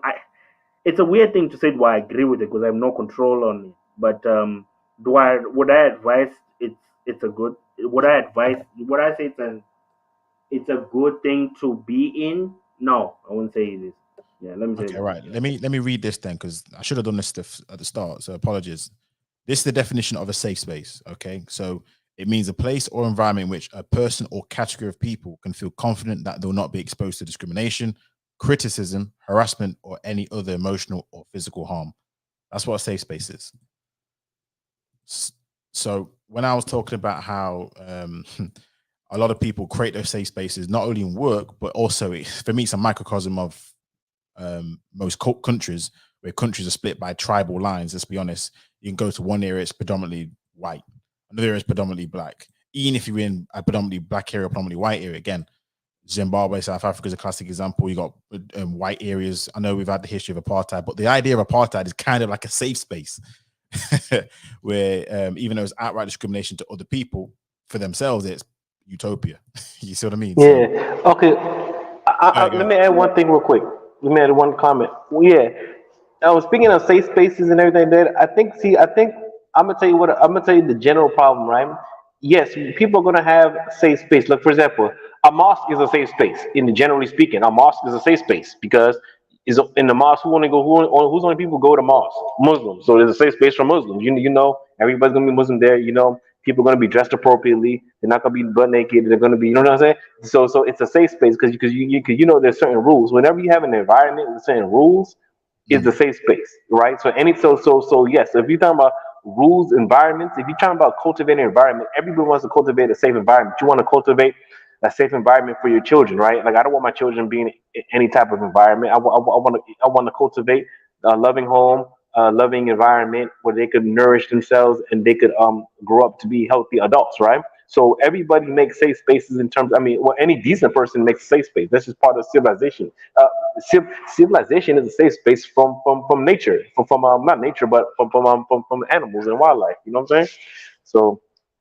So people make safe spaces like that. But the problem is that the problem is not necessarily the safe spaces now. I think the problem is a cultural problem we replaced politeness for political correctness, right? We made this fake notion of political correctness where you can't say this, can't say that, in replacement for true politeness and courtesy. So I think I think that's where we got to focus the topic on. Is quote unquote political. I hate using the word political correct. There's nothing correct about it. It's a bunch of nonsense, right? But that's the terminology. Is political correctness working for us, or is it not working for us? And should we just be polite and learn how to talk to each other with courtesy, even if we disagree with each other? Thank you very much. That's all I got to add. no, that's actually a good point. I think that's kind of really the crux of a lot of things that takes place. Where, do you know, when I suppose when I look at a lot of old debates, even if people were completely on a different side of the argument, there was a way of being able to conduct themselves like, civilized human beings. Now, part of it maybe because, I don't know, maybe people have gotten a little bit of a less of a threshold of tolerance to be able to handle words that beforehand people could, maybe, I don't know. But yeah, there is definitely that viewpoint from me where we just, everything's so sensationalized and everything's so in your face and everything's so at it that it becomes a how best can I offend you, as opposed to actually how do we talk about a situation that we just have a different opinion on. So this is why a lot of times safe spaces get created, because of that fact. It's like, well, we want to create a space free of all these negative words, again, political correctness, free of all these negative viewpoints, just purely because again, people just can't be just, I don't know, polite society is what they say. I don't know, Masanda, did you want to say anything on that? I know you were unmuting yourself. Sorry, what? Nah, I already said my piece. I'm cool. All right, fair enough then. But yeah, I just find it okay. The one thing I will say is, okay, I won't say it's weird. And by the way, I'm not diving away from the topic, but lately I got online and I saw you were live, and I was really from watching this movie called Top Gun, and I just find it weird how your GIF is showing like a bunch of people who are flying. So I guess that's the one thing else in my head. Top Gun is a flying movie. Sorry, it's a flying movie. we know. Yeah, we know Top Gun. That's a cult classic. No, the new one. The new one. There's a new one that just came out. A new one came out. I heard a new one came out. Yeah, a new one came out. Seen them both. Yeah. That actually was crazy, man. Like, guy was flying on Mach 10 speed. That's about 12,000 above. Yeah, just above 12.3 thousand kilometers per hour. Like, that's, yes, he was in a jet which actually exists. They call them sixth generation jets.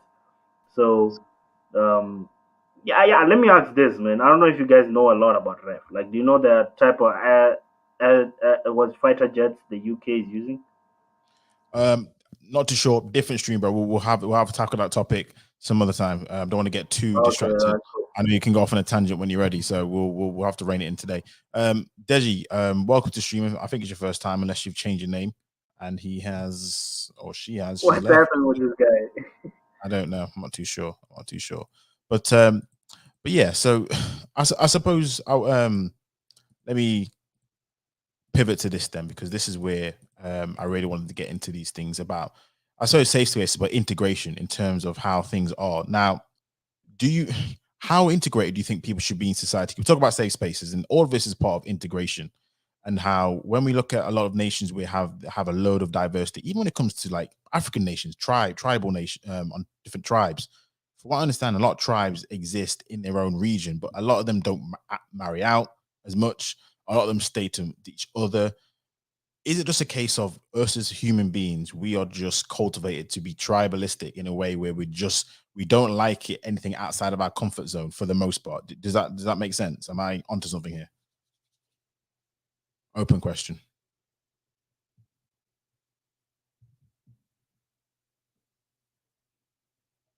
Pelu, Masanda. I know Pelu's at work, so he's probably going to be there. Masanda, your thoughts? sorry, I was a little bit busy with something. What is the question again? Sorry. All right, okay. Because what I'll do, I can, if you need to come back, I'll drop in and I'll just keep. No, it's cool. Cool. No. I thought the idea was about integration, because I think sort of the antonym of safe space kind of is a bit like integration, in my humble opinion, for certain things. But my viewpoint is, are we just humans who are just tribal by nature? So this will always be a case. We're all going to strive for safe spaces, because again, I think in most African nations, there's so many tribes there, they all seem to stick together, stick apart. Sorry, you have this tribe over here, that tribe over there, that tribe over there. It's like, is that just who we are as humans? I don't know. I mean, even that your example, like, it's, and I'm not blaming you for this, but it's hard to even conclude to that, because we're basing tribes on what we can record on modern day time and not really what the history is. Yeah. So what I'm saying is, what if tribes, because multiple tribes exist, so clearly they didn't have that much of a problem with each other because they exist, right? Yeah. So, and because of that, like the fact that they still exist, that kind of tells me that human beings have always been living with each other, regardless of that difference. In general, they probably have like tribal areas, but not so. I don't know. Yeah. Maybe it's not even a human. It's maybe learned behavior. Possibly, but I suppose what I mean is they'll still stick. Yeah, I think it's just, again, it's probably cultural, isn't it, and tribal. Like, again, you still have areas where people just seem to glean towards each other's tribe, and it's not like a complete mixing and melt. You know what I mean? It's not like the melting pot in how people assume it is. It's just a group of, again, I use the expression little Italy, little Jamaica, little Nigeria, little this. It's always that little bit of they always separate always find to separate each other, if that makes sense. Find their own little communities of black people, communities of X people, community of Y people. I see. Do you understand what is online account? What does he mean by that? It's probably is that South African. I think it's just a case of it's a perfect case is studying how Africans have allowed others to dominate them despite being majority. Yeah. So Now of I'm course, saying, what is it related? What did you say that correlates to that? Is what I'm asking. safe spaces. I mean, this I suppose when it comes to me. That safe space part. Yeah. Okay. So what they did is that they obviously apartheid. That's the biggest safe space you could ever have. You know, it might from an economic standpoint, from a cultural standpoint, and again in nowadays with that news story in that South African town, it's another example of just look, we're creating our own conclave where we want to be by ourselves and everything like that at all. And this is what a lot of the Rania, yeah. Oh, that is. I'm sure that's what inspired you to start this topic. The safe space. Oh yeah, Orania is basically, but it's not really pure white. I think it's half, but yeah, it's a safe space that people create for themselves, and maybe I think they're having their own power utility now, and I guess it did help. So sometimes safe spaces do help further development too. Sometimes they ensure rot things spread, and sometimes they ensure that people build. Because imagine a bunch of scientists, like, the more I think about your question, the more I think about what would happen in the world if all politicians, like scientists and whatever they're doing, they could do their research and whatnot without the interference of government. Like now, I have an actual safe space to advance scientific development for the human race in general. Like how good that would make the world. That would, by making a safe space for people who are in research. Yeah. So I just started thinking about that. no, No, I mean on the counterpart from my own point that maybe safe space do help a lot. Yeah, I think it all depends on how it operates, isn't it? Because it can be a situation where it can be used for good development. Again, if you separate yourself off from everyone and just work towards a goal, then yeah, it can work great.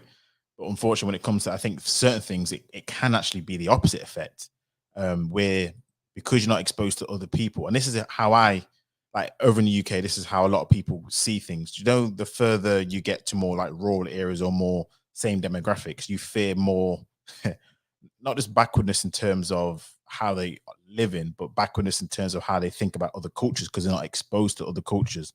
So one of the things which you realize But like, what about that though? Like, what about white people that go to Rwanda villages? Like, they never get attacked. Or white guy going to a Namibian village, they'll never get attacked. Or Botswana village, they'll never get attacked. But you as a black person, you have to worry about being attacked by someone who's never seen a black person their entire life. Doesn't that also say a lot about black people? Like, it's just weird to me a little bit, right? And maybe I don't know, I'm about to get into a religious tangent, but how these people taught you this book that their majority of their own race does not follow. Chances, like, tell me, you in the UK, right? In the safe spaces that, because we're still on the topic of safe spaces, in the UK, if you go to a predominantly white area, like super white, you can't see anything black, or even a super white area where they're just in Europe, like it's super white. Do black people actually get killed there? Like, does that actually happen? well, if it's super white, there's no black people there. I mean, are you talking about if a black person was just to roll through town? Is that what you mean? Have you ever heard of stories of that actually happening? I've not heard of stories like that, if I be honest. But for example, But I then know. again, why would you hear it? Yeah, Say again? I thought you were going to say that. No, I thought you were going to say, but then again, how would I hear it? I'm sure they'll hide it. They wouldn't put it on the news. I mean, again, and this is I've heard again. Obviously, I've heard definitely racial stories in elements of white majority situations. That is true. I've seen and experienced certain things when I go to certain other counties or certain other rural areas. Of course, death and murder and that kind of stuff.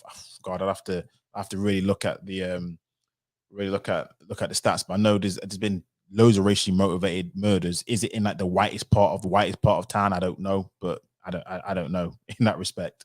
But yeah, you do get Manchester Port. You get a lot of steers, and then you just get a lot of what do they call them, microaggressions, and then maybe some comments and things like that. Depending, it's all a bit. You get a lot of ufunani. Ngwenyagani, what do you want? Ufunani la. What do you want? You get those things. What do you want? Like, what is this person? Like, you come to rob us? You know, I'm just saying, like, it's a funny thing that there's people that have never met you. I have all this, because where are they getting it from? Because most of media is not really promoting black people just waking up. Like, it's not promoting in your face unless you go look for it of black people doing any crime, but you will still find old white people who have that mindset, right? Like, sometimes I'm like, the biggest problem with black people is that we're just not like whites, you know? We're not like them. Like, we don't live off it. Yeah, like lately we're not, like, I've seen more black people with flags of Ukraine than flags of Sudan. Right? Like, the flags of actually African countries in conflict. They won't paste there, but they'll put like Australia or something of people who would literally kill you for just being different. Man. That shit is weird. But I don't know, man. I just find it weird, bro.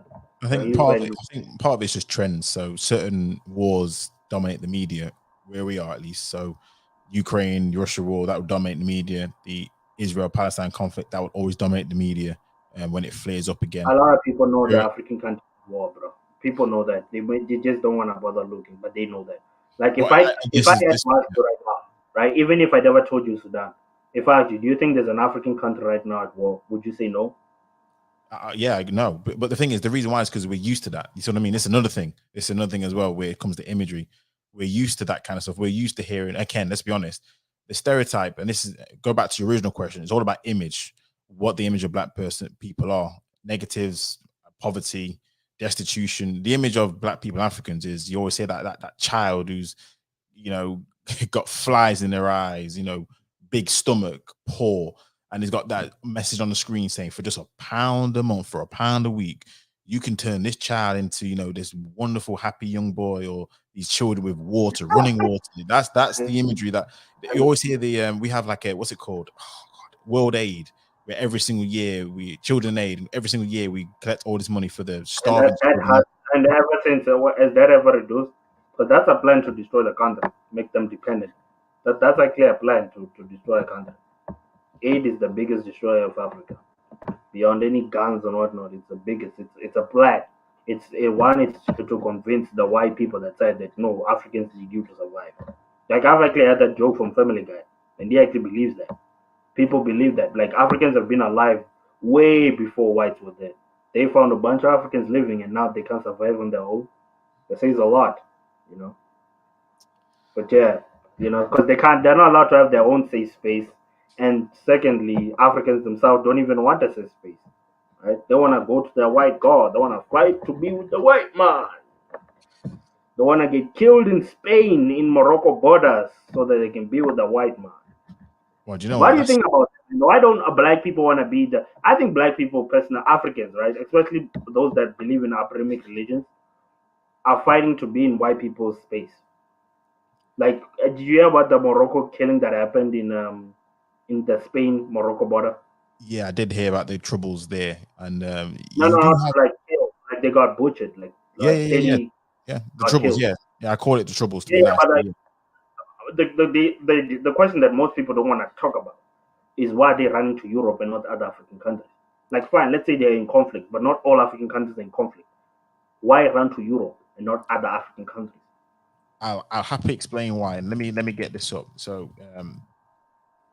it's all about the definition of what a safe space is. Now, tell me whether how many African nations can provide this: a place or environment in which a person or category of people can feel confident that they were not exposed to discrimination, criticism, harassment, or any emotional or physical harm. Now, I'll be honest with you, a lot of African nations, they aren't the best equipped to help and create a safe space from, I suppose, economics. What do you mean by safe space? What's the safest? Because, to be honest with you, South Africa is probably the most dangerous place in South Africa. Let's exclude war-torn countries. In the world. Yeah. It probably is the most dangerous African place. Yeah. Like, there are countries outside of SA. You go to Botswana, people don't even lock their doors. You go to Namibia, people don't even lock that. I like for real. Like there's low crime outside of SA for some reason. But I mean, there's death penalty and stuff like that. I think plays a part. But I'm just saying that a lot of African countries, Tanzania too, there's a very low crime rate. There's poverty there.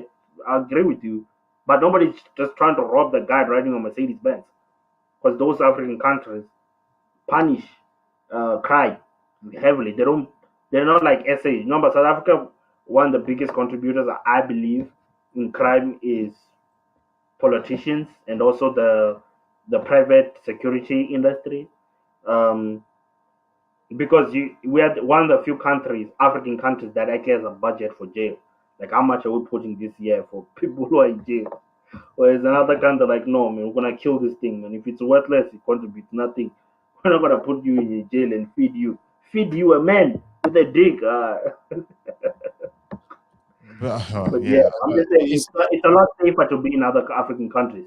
So why they find that they're trying to be in white people's spaces? Is what I'm saying. Possibly, but you're right, and he's telling. But I suppose when it comes to building and nurturing, and God, this is a horrible thing to say, and this is another stream, and definitely so to tackle. Where is it because we feel safer in the arms of white colonial rule masters than we do in black people who rule over us in everything that we do? So why are they running to Europe, you ask? Maybe because they feel safer in a white area or white ruled country or countries who can provide them with the protection, the social movement, whether it be economic freedoms, what they need. And we just can't or have not for God knows how long provided that for them. And also notice how you will never see with the people who are fleeing countries, you never see traditional Africans doing that. At least fighting to be somewhere else. Like Khoisans who still exist, especially in Namibia, they are not fighting to go to Europe, right? No matter how much poverty they might. I mean, then technically, I don't like even the word of poverty because poverty is always aligned with income. But you cannot have. It's possible for you to not have income, but can feed yourself. But I'm just saying, Khoisans or the Maasais, the ones you find in Kenya and Tanzania too, you don't see them trying to flee their homes and whatnot, but you do see a lot of these blacks that follow Abrahamic religion. The ones that got killed, I think they were Muslims. A lot of these blacks that follow Abrahamic religion, they're the ones trying to run to Europe. So I do think that book does do a strain in people's mind. I don't think any of our ancestors were anything like what we are today. I do not think so. I'm fully convinced that book destroyed the African self-love and African virtue. And that's a topic most black people will never get into. I firmly believe that. Fair enough. I mean, not really. It's a weird. It depends. Manchester. It depends. But I would say I think majority prefer being around because there are a lot of beautiful estates where black people live. Like, even where I'm not trying to brag, but where I grew up in a middle class black town. Mixed town, I guess, but majority black there. Yeah, and I lived around other black people. There are about 40 million South Africans are black South Africans. Yeah, 14 million black South Africans are in the middle class, right? Out of what is it, 46 or 47, 46 there. So for 14 million out of that are in the middle class, and the others are not to say that they're extreme poor, but they're I guess on the lower end. Like, yeah. And then the others, 5 million white are in middle class, and 5 million Indian are in the middle class. So yeah. Interesting. Now I'm just saying that there are options. Yeah. I'm just trying to say there are options. If you look up a place called Midrand, there are a lot of black people, beautiful estates, like beautiful estates surrounded by other black people. So no, black South Africans are not fighting to move to white neighborhood. And if they are, it's probably mixed. But white, like especially Boer, nah, man. No, I hear you. And, Manchester boy raised something which was the next thing I was going to point to, which is this is the difference here. And again, people argue the reasons why, etc., but the facts are the facts here. When it comes to us over here, when we get money, it's always a case of, and I think there's a lot to do with image thing. I know you talked religion on that. That may be one aspect, possibly not. I don't know, but image is so key.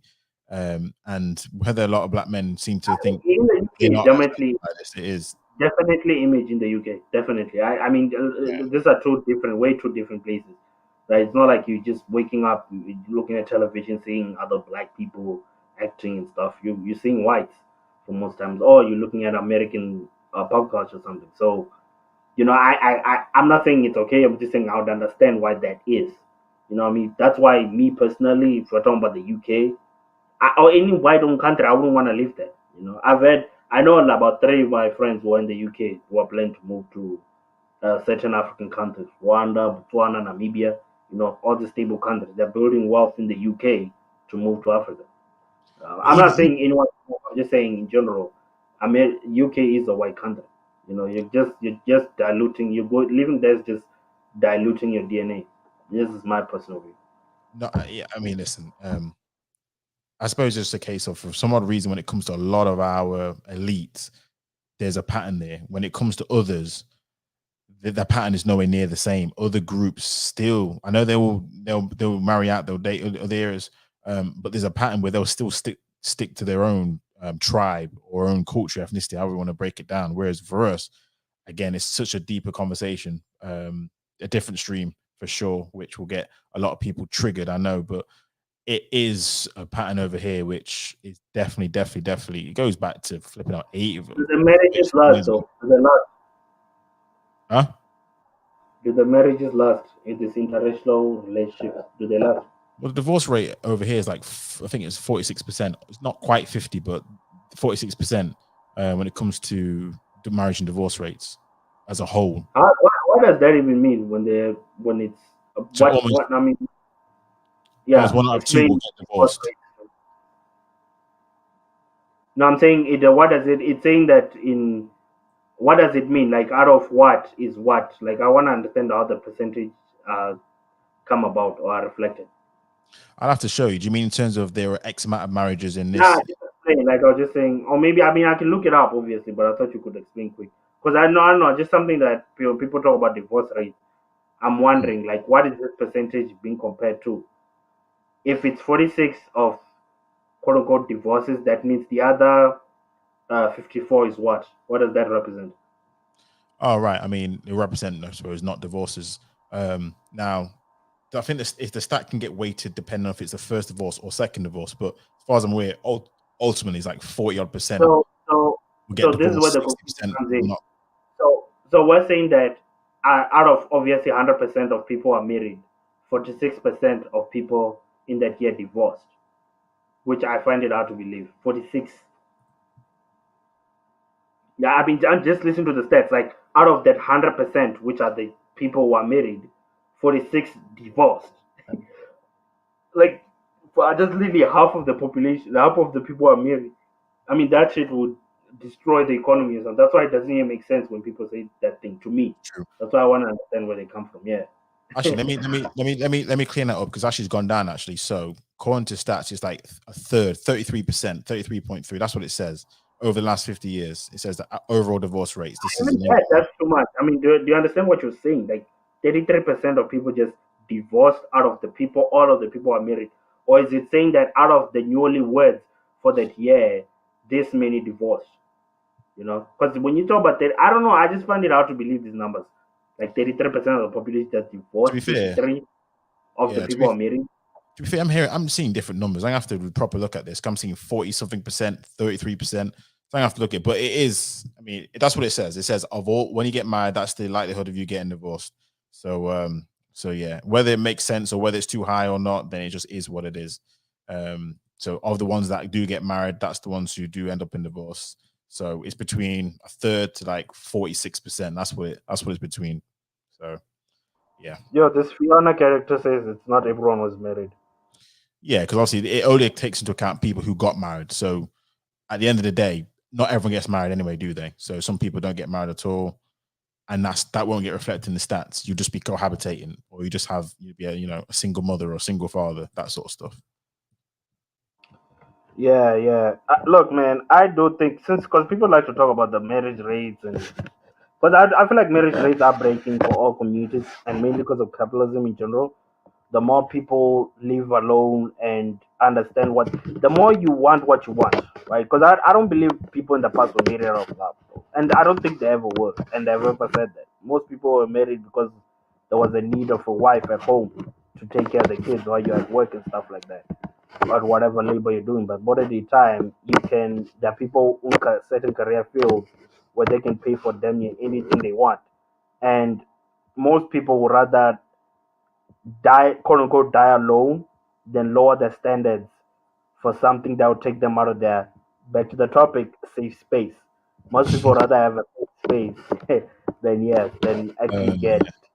It depends. I mean, there's a famous quote by Thomas Sowell. I don't know if you heard of it, where there are no solutions, just trade-offs. So the question is, you may say they're dying alone, but is that better than being with somebody who's cantankerous? And that's on both sides, man or woman. For example, I'm not saying this is your only option, but would you rather be alone or be with a partner who's completely, a cantankerous, manipulative bitch? Now the second part is, why is it that the options are that? You know what I mean? I get your point, but then now it has to come to a bigger point. And this is a part that the manosphere and the investors don't never want to analyze that part. Like, maybe you're both not good picks. You just want to admit it. You're both. But you know what happens though? Do you know when you've been like divorced once, a lot of people just don't want to go through it again. And depending on the nature of it, even if it's just one, you could say people just don't want to go through that whole situation again. So here's the thing: being alone does not necessarily mean that you're lonely. It just means that you're alone. So there's so many things to look at when it comes to that conversation. So people say, you say, even if you're single, people say, oh, you're single as if it's a bad thing. It's like, well, being single and happy, you can be happy and single, and you can be miserable and be in a relationship. Trust and believe. So it's just like people always seem to use this as a vehicle to say, if you're not this, that mean you're like unhappy. Like who told you that? A lot beforehand. This is what happens now because of the stigma of divorce. A lot of very, very unhappy people died married. So yeah, a lot of people aren't willing to do that kind of stuff now. Yeah. I mean, is it usually the man or the woman?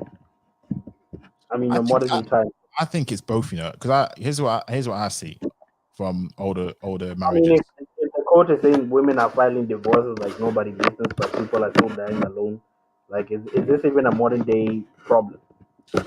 Well, I don't know. You got some. I don't know. Well, I'll say this though. You got some background noise, Masanda, as well. I don't know what's going on there, but there's some reports about a lot of men are dying alone more and being more miserable than women.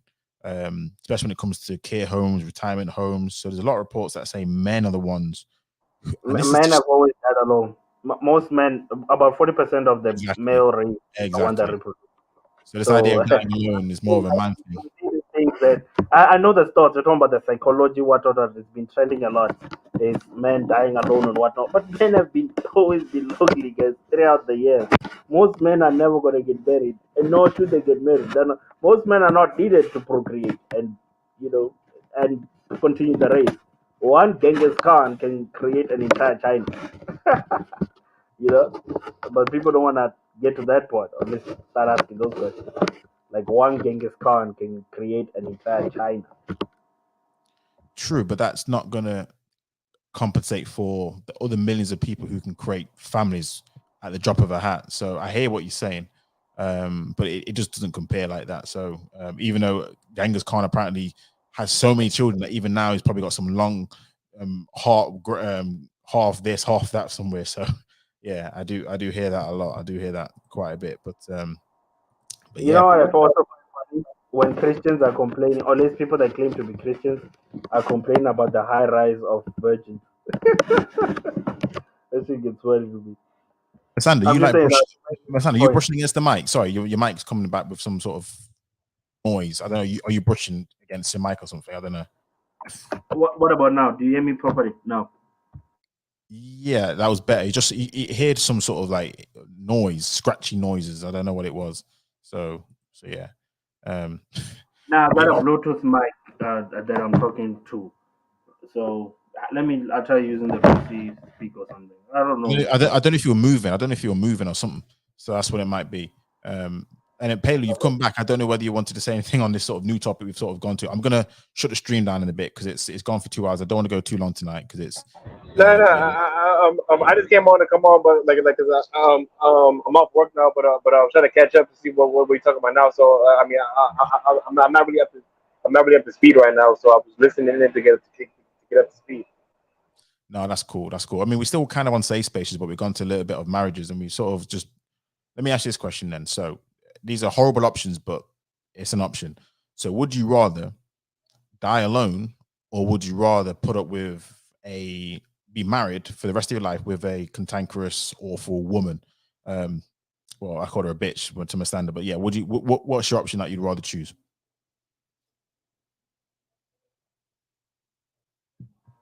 Mr. Pelu, that's for you. I don't know if you thought it was for me. Is he he's gone on mute Pelu, now. right? It's No, Pelu. yeah, I don't know whether he's working still or he says he's finished. Uh-oh. You're chopping Your in and mic. out. Chopping in and out. I'm on the subway. I'm sorry.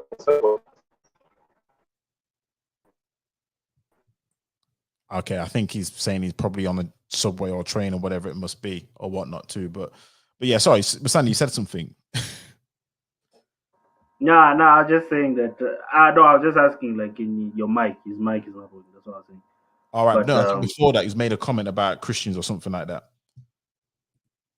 Oh no, I was John to Manchester's point. Like, and not to say it's anything wrong. I just find it weird that at least I'm presuming he's Christian when they say male virginity is rising and people complain about this, but also claim to be Christians.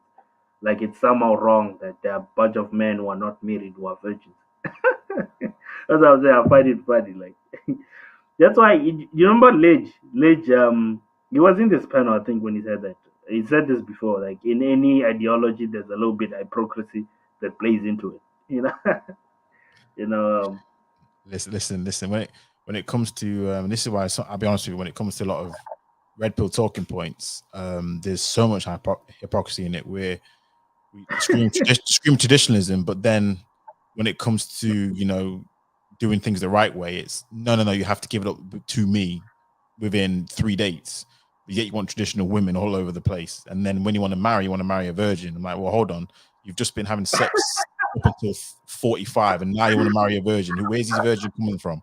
Are they waiting just for you? What's going on here? What's going on? So I was listening to you guys with Ledge. I remember I was listening, and then you saw about how a lot of these guys they really wanted to be Pookie. They don't complain about Pookie because it's wrong. They complain because they want to be Pookie. Because they go to other countries to be a Pookie. again, it's all down to one thing. These conversations: access, sexual access. It's not about necessarily about doing things the right way. It's the right way after they've conquered all their wild oats, which just whatever. Anyway, sorry guys, we're gonna shut down the stream. It's 11 o'clock GMT. I think that's what human beings do for most part, just to hide their internal actions or less internal motives. Like they look for confirmation biases or less like a confirmation bias, something that will be like, oh, you see, there's this and this is happening, so that's why I gotta go travel to Europe or wherever, so that I could get this super feminine woman. Like it's the confirmation bias. It's something that the bias that what I mean. It's something that kind of lets me do what I'm doing. You know what I'm saying? No, again, it's these safe spaces that they come in. These are safe spaces for them. So these are spaces that they can, as you said, confirmation bias. They can be safe in their and even when I do streams which go against certain talking points, it's like, oh my gosh, you're ruining my safe space. So they come in and argue, and they come in and whatever type of stream it is, and it's just like, well, you know what I mean. People like safe spaces. People like their own echo chambers. People like to feel safe in the environment of confirmation bias. That's unfortunately that's who we are as humans. So this safe space stuff I like the middle ground. I like, obviously there are spaces where I'm gonna have certain topics. Like I don't think you can walk into a regular bar in the UK where people are drunk and be like, yo guys, let's analyze how this and this happened. You know what I mean? Like get super intellectual. You can't just do that. But I'm just saying I think there's to like be a medium where obviously I wanna have a space where I can have like intellectual conversation. But also I don't want a yes man. I don't want a super yes man who's just gonna be like, yes, this is the what it is. No, I want somebody to be like, you're wrong, and then prove to me that I'm wrong. Not of emotion. I don't like. That's what I'm saying. Like I don't. I like to be in a space where even if I'm being proved wrong, it's not out of emotion or what I feel. I hate I feel. I feel like I hate that. Yo, like Mr. KS used to say, I hate that word. But let me say this though. Let me say this about I feel, because this is where, again, this is a bit, I don't know what it is, but you know humans feel, right? I mean, for example, I'm gonna use the Bible here. So man, males, they were created in God's image. If we believe God created Adam of the earth, so we're created in His image. Now, one of the things that God says to His people is, "I am a jealous God." Now, jealousy is an emotion; it's a feeling emotion, which we attribute to women.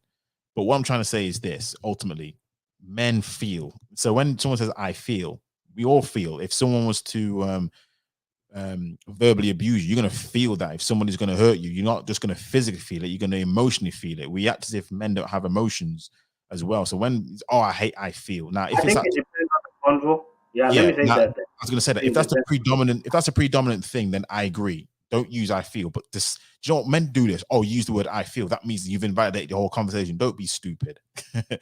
You know what I mean? Because these guys are getting upset and arguing with women based on their feelings. Let's be honest, because they didn't get chose, so they feel hurt because they've not got picked. That's what it's all about. This whole conversation is Yeah. about who's not been Hey, picked. The feelings are y'all being hurt. hear me now? Can y'all hear me now? Yes. Oh, I'm sorry. Yeah, I was Yeah, on the subway, but I'm gonna stop right now. Yeah, I'm sorry because the subway in DC. About the wife thing, I'd rather have a cantankerous wife than be lonely because look, it was a philosopher that once said, right? He said you should get married, right? Because there's two things that could happen to get married. If you have a good wife, it's like you're in heaven, and if you have a bad wife, it's like it makes you a philosopher. So having a wife is always better than nothing. Of course, if she thinks, if that's the only problem, she can't take risks.